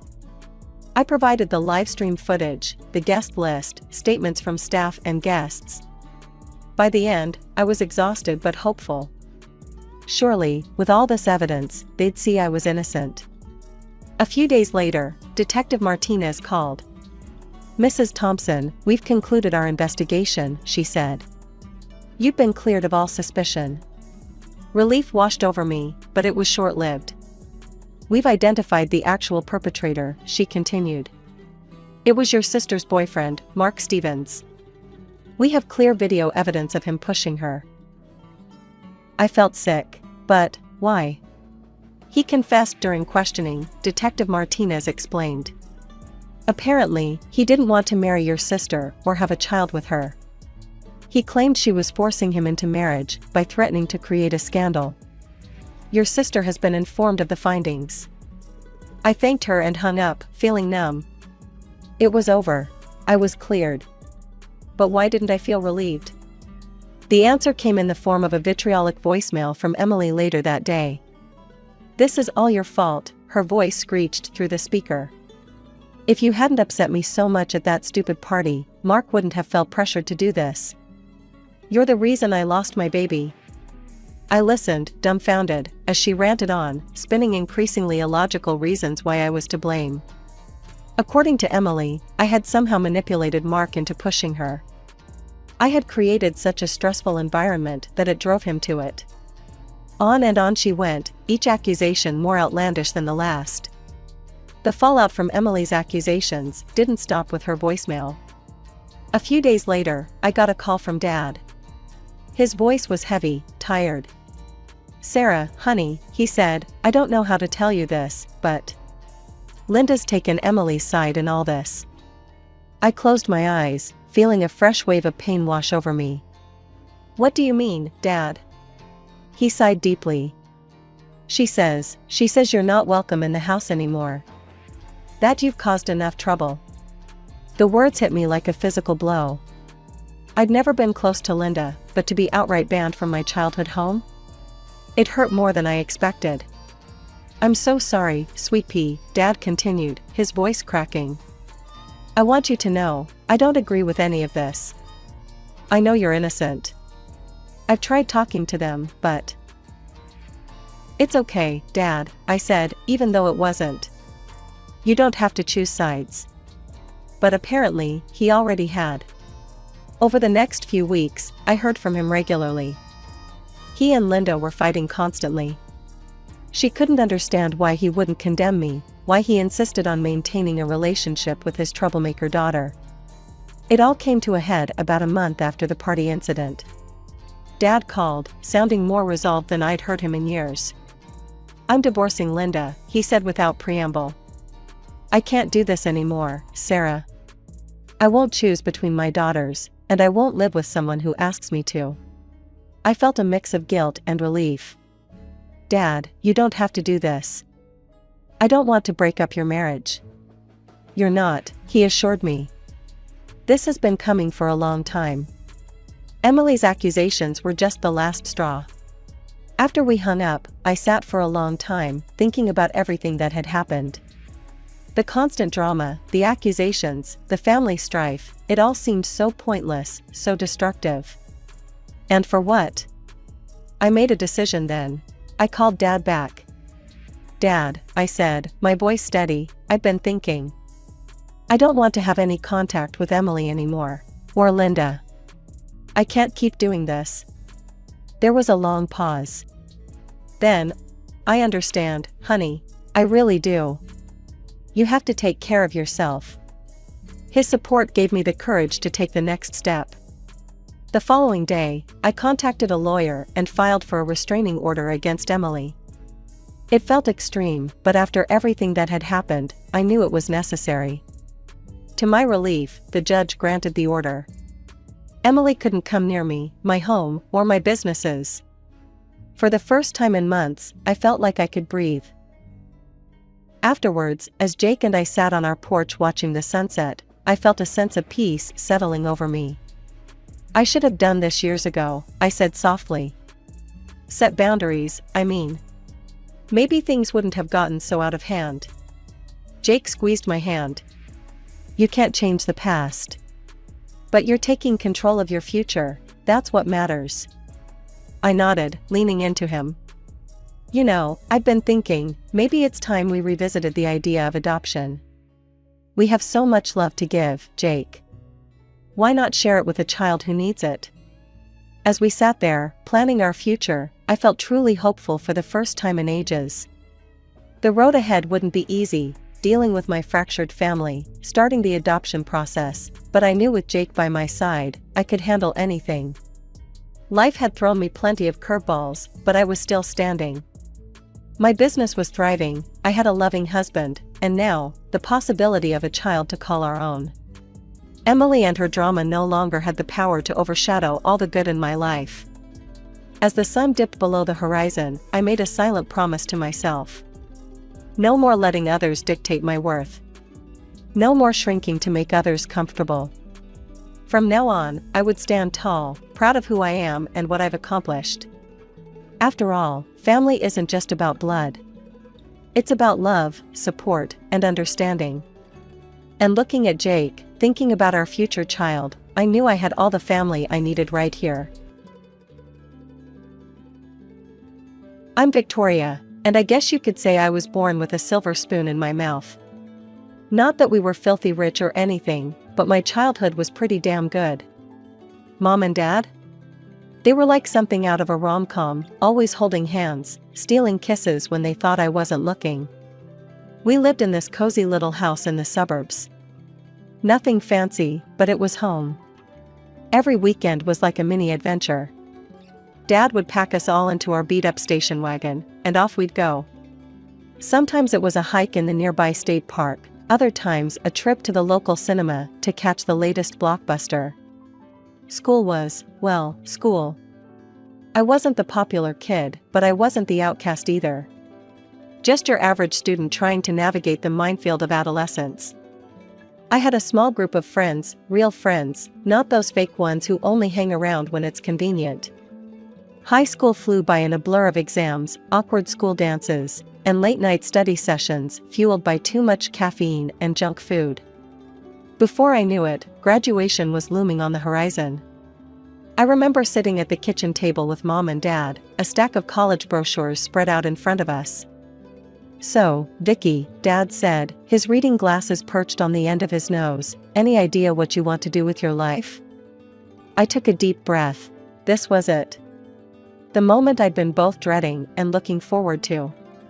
I want to be a cardiologist, I blurted out. Mom and Dad exchanged one of those looks that parents seem to perfect, a whole conversation without a single word. All right, Dad finally said. If this is what you really want, we'll make it happen. Getting into med school was just the beginning. The next 4 years were even more intense than undergrad.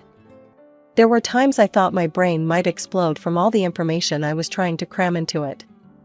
But there were amazing moments too. The first time I successfully drew blood from a patient, after a few embarrassing misses. The day I correctly diagnosed a heart murmur during rounds. The moment I realized that all this hard work was actually turning me into a doctor. Graduation day was surreal. As I walked across the stage to receive my diploma, I saw my parents in the audience. Mom was crying, of course, and even Dad looked misty-eyed. As we left the auditorium, Dad threw his arm around my shoulders. So, Dr. Adams, he said with a grin, what's next? I took a deep breath, feeling the weight of the future on my shoulders. Now, I said, I become a cardiologist. Little did I know, my journey was far from over. In fact, the real challenges were just beginning. Fresh out of med school, I dove headfirst into my career at a private clinic in the city. The hours were long and grueling, but I loved every minute of it. I was finally doing what I'd dreamed of for so long, helping people, saving lives. As the months flew by, my hard work started to pay off. My bank account grew, and for the first time in my life, I had more money than I knew what to do with. On a whim, I walked into a car dealership one day and drove out in a sleek new sedan. It wasn't flashy, but it was mine, bought with my own hard-earned money. A few months later, I signed the mortgage papers on a spacious apartment in a nice part of town. As I stood in the empty living room, keys in hand, I couldn't help but feel a sense of accomplishment. I was living the dream I'd worked so hard for. With the holidays approaching, I decided to take a few days off to visit my parents. I hadn't seen them in months, and I was excited to share my success with them. But as soon as I walked through the door of my childhood home, I knew something was off. The house was quiet, too quiet. Mom and Dad were in the same room, but they might as well have been on different planets. The warm, loving atmosphere I remembered was gone, replaced by a cold, uncomfortable silence. At dinner, the tension was palpable. Mom and Dad barely looked at each other, let alone spoke. I tried to fill the silence with stories about work, but my words fell flat in the frosty air between them. Later that night, I cornered Mom in the kitchen while she was doing the dishes. "Mom, what's going on?" I asked, keeping my voice low. "You and Dad, you're acting like strangers." Mom's hand stilled in the soapy water. She didn't turn around, but I could see the tension in her shoulders. "It's nothing, honey," she said, her voice tight. "People change, that's all. Your father and I, we're just different people now." But I knew my mother. I could hear the pain behind her words. "Mom, please, tell me the truth." She sighed, finally turning to face me. The sadness in her eyes broke my heart. "Your father, he got a promotion at work a few months ago.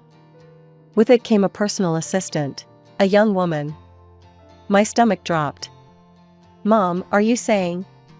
She nodded, tears welling up in her eyes. "He's been staying late at the office, more and more. I think she might be his mistress." I felt like I'd been punched in the gut. My dad, the man I'd idolized my whole life, cheating on my mom? It didn't seem possible. "I'm going to talk to him," I said, anger rising in my chest. "How dare he do this to you?" "No, Victoria," Mom said, grabbing my arm. "I've already decided. I'm going to file for divorce. I've talked to a lawyer, everything's planned out." I stared at her in shock. "Divorce? But can't you work it out?"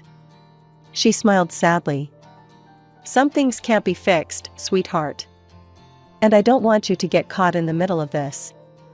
I have no hard feelings towards your father, and I don't want you to either. These things, they happen in life. We need to be understanding." I couldn't believe how calm she was being about all this. If it were me, I'd be furious, devastated.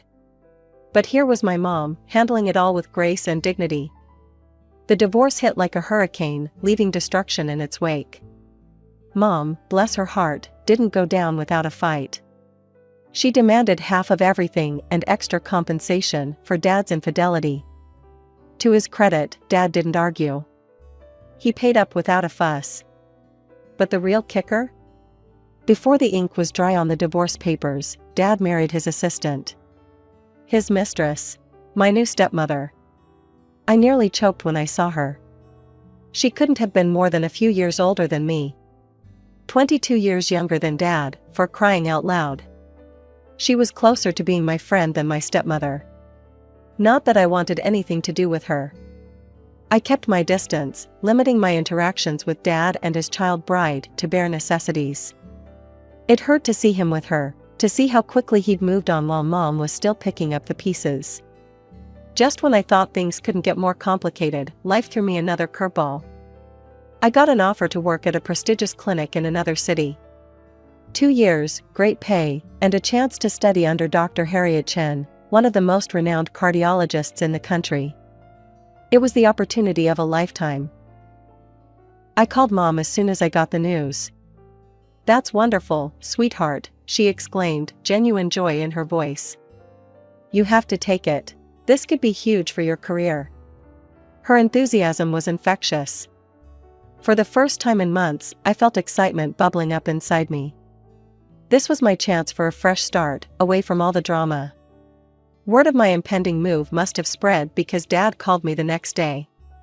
"Vicky," he said, his voice hesitant, "I heard you're moving." "Yeah, Dad. Got a great job offer in." He cut me off. "Listen, I need to ask you something. It's a bit awkward. Things at work, they're not great. My income's taken a hit. I was wondering, could Sarah and I use your apartment while you're gone? And maybe, borrow your car?" I was speechless. After everything that had happened, he had the nerve to ask this? "I don't know, Dad. I need to think about it."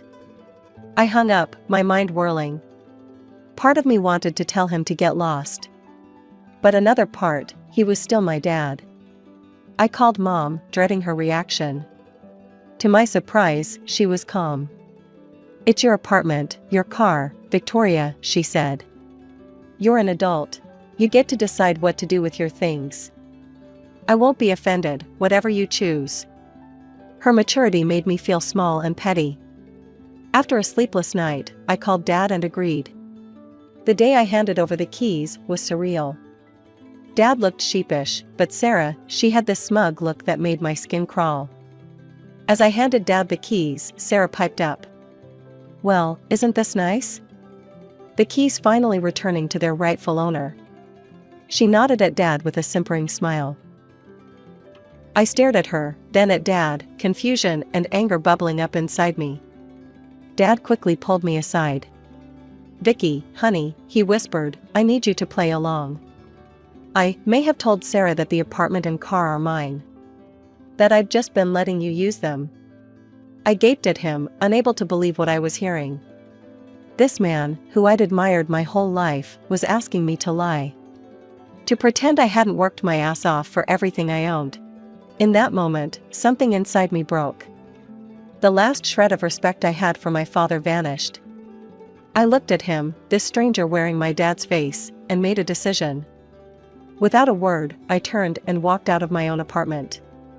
2 days later, I was on a plane to my new life in a new city. As the plane took off, I felt a weight lifting off my shoulders. For 2 years, I wouldn't have to deal with any of this drama. I could focus on my work, on becoming the best doctor I could be. The 2 years in the new city flew by like a dream. I kept in touch with Mom regularly, our weekly Skype calls a lifeline to home. She looked better each time, the sparkle returning to her eyes as she built her new life. Dad, on the other hand, was a different story. Our calls were audio only. He claimed he couldn't figure out all this newfangled video stuff. I didn't push it. Hearing his voice was hard enough. I wasn't sure I could handle seeing him with his new wife. When my contract ended, I returned to my old city with mixed feelings. I was excited to start back at my old clinic, but dreading the family drama I'd left behind. The day I went to reclaim my apartment, I stood outside the familiar door, key in hand, heart pounding. But when I tried to unlock it, the key wouldn't turn. Frowning, I knocked loudly. The door swung open, revealing Sarah's annoyed face. "Oh," she said flatly. "It's you." I pushed past her into the apartment and froze, my jaw dropping. The place was unrecognizable. Gone were my tasteful, muted colors, replaced by garish bright hues that hurt my eyes. My carefully chosen furniture had vanished, switched out for modern pieces that clashed horribly with the overall design. But the real shock came when I stepped into what used to be my bedroom. It had been transformed into a nursery, complete with a crib and changing table. "What the hell is this?" I demanded, whirling to face Sarah. She smirked, resting a hand on her very pregnant belly. We needed to make some changes. This is our home, after all. Your home? I sputtered. This is my apartment. Sarah's eyes narrowed. No, this is your father's apartment. He's just been letting you stay here out of the kindness of his heart. And now, as his wife, I'm the lady of the house. I opened my mouth to argue, to tell her the truth, but something made me hesitate. The sight of her swollen belly cooled my anger. I couldn't bring myself to stress out a pregnant woman, no matter how infuriating she was. I spent the next few hours seething, pacing the garishly redecorated living room. When Dad finally walked through the door, I pounced. Dad, we need to talk. Now. He nodded, looking tired. I know, Vicky, let's step outside. Once we were alone, I let loose. What the hell, Dad? You let her completely trash my apartment? And what's this bullshit about it being your place? He held up his hands placatingly.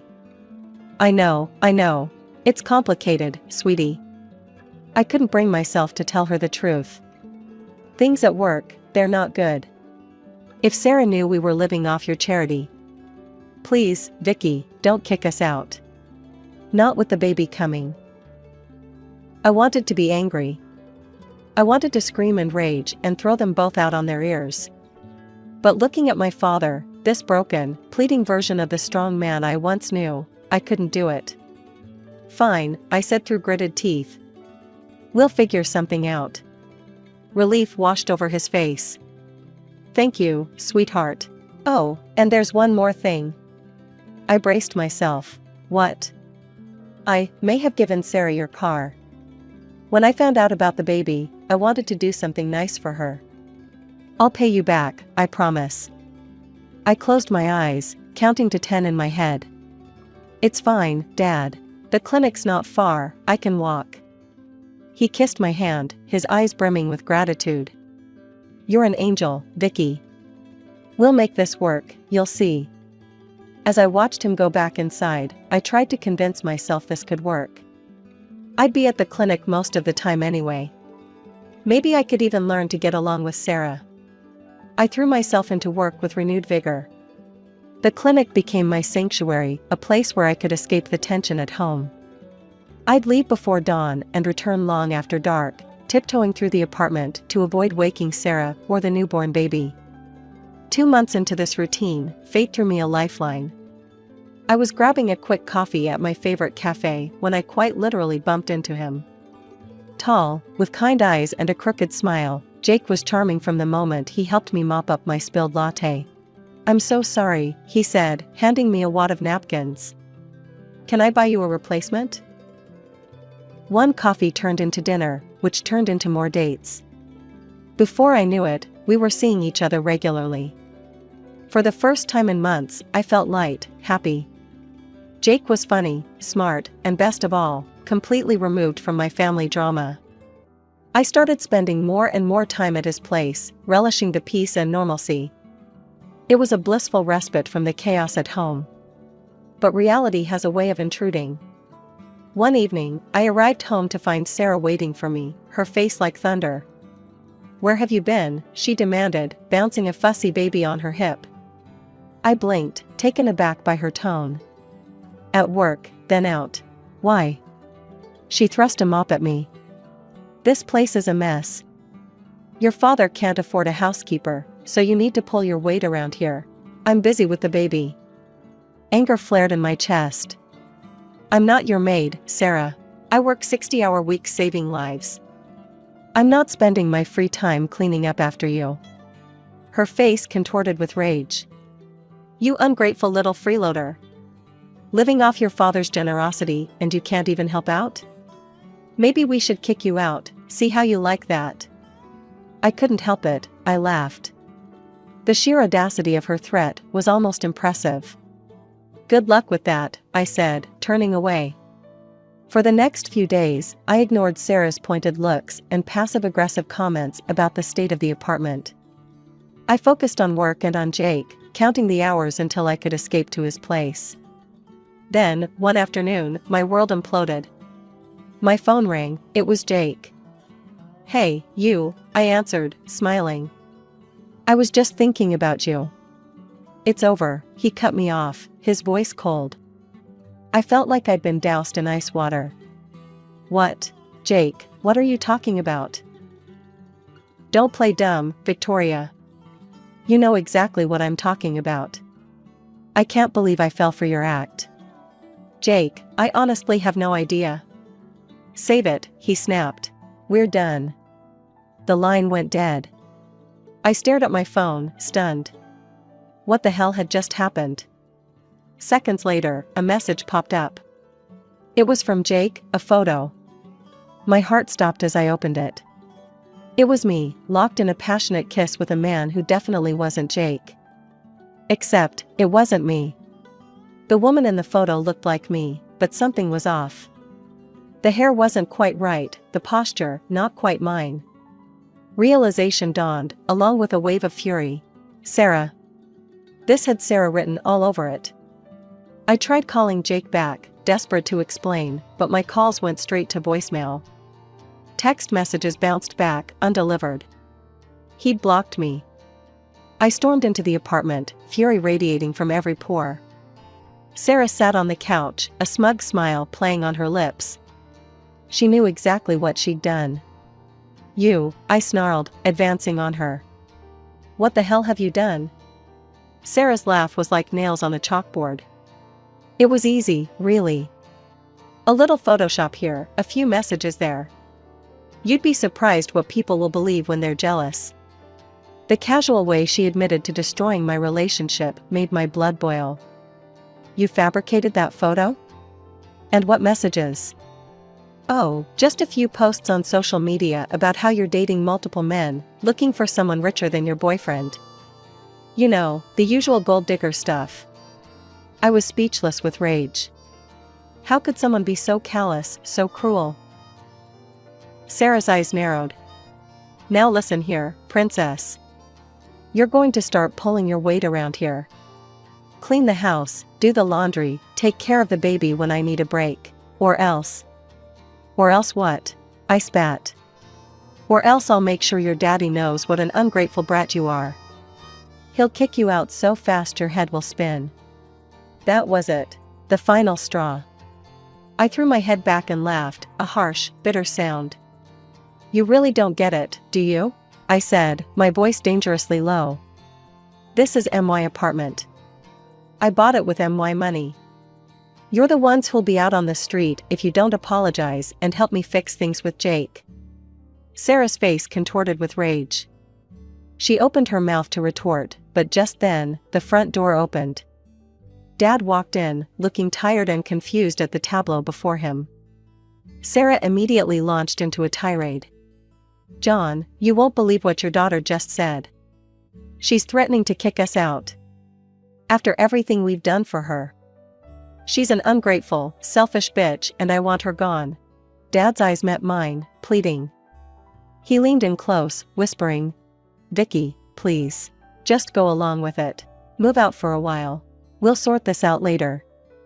I stared at him in disbelief. My own father, asking me to leave my own home. Something snapped inside me. "No," I said, my voice steady and cold. "I'm done playing along. This is my apartment. You two have until tonight to get out, or I'm calling the police and having you removed." Dad's face darkened. "After everything I've done for you? I paid for your education. Your fancy medical degree. And I've more than repaid that by letting you live here rent-free and use my car," I shot back. "We're even. Now get out." Sarah was screaming obscenities, Dad was trying to reason with me, but I stood firm. I watched in stony silence as they packed their things, Sarah alternating between cursing me and sobbing dramatically. As they walked out the door, Dad turned to me one last time. "You'll regret this, Victoria. Mark my words." The silence in my newly reclaimed apartment was deafening. As I sat there, surrounded by the garish remnants of Sarah's decorating spree, I felt a sudden surge of determination. No more sacrifices.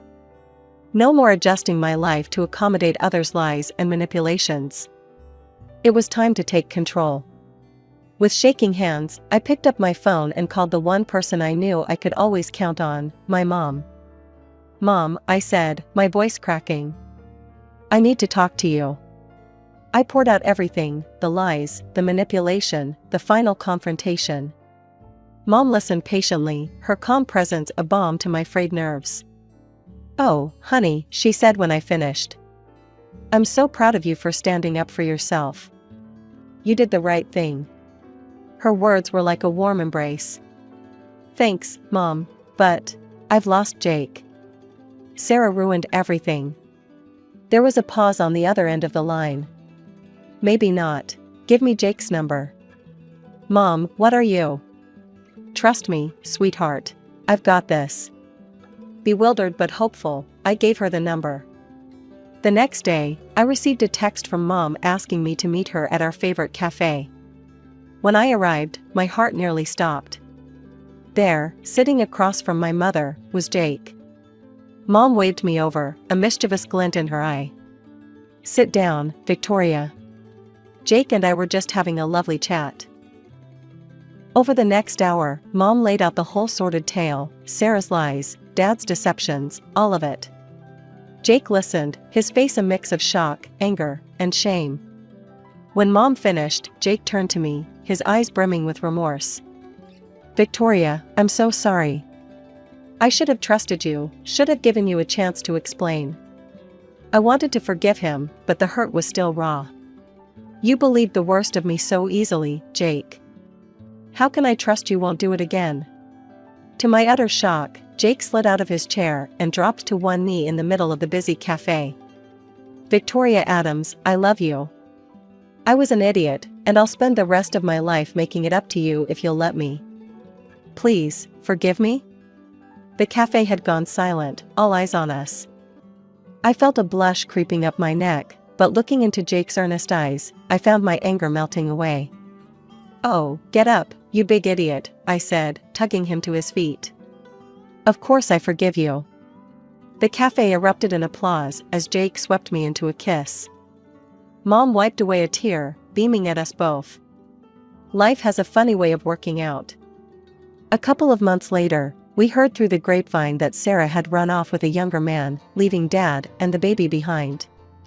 She'd finally realized that Dad had no money or property to his name. Dad, in his desperation, tried to reconcile with Mom, but she refused him. 3 years passed in a whirlwind of love, laughter, and career success. When Jake proposed, properly this time on a moonlit beach, I didn't hesitate to say yes.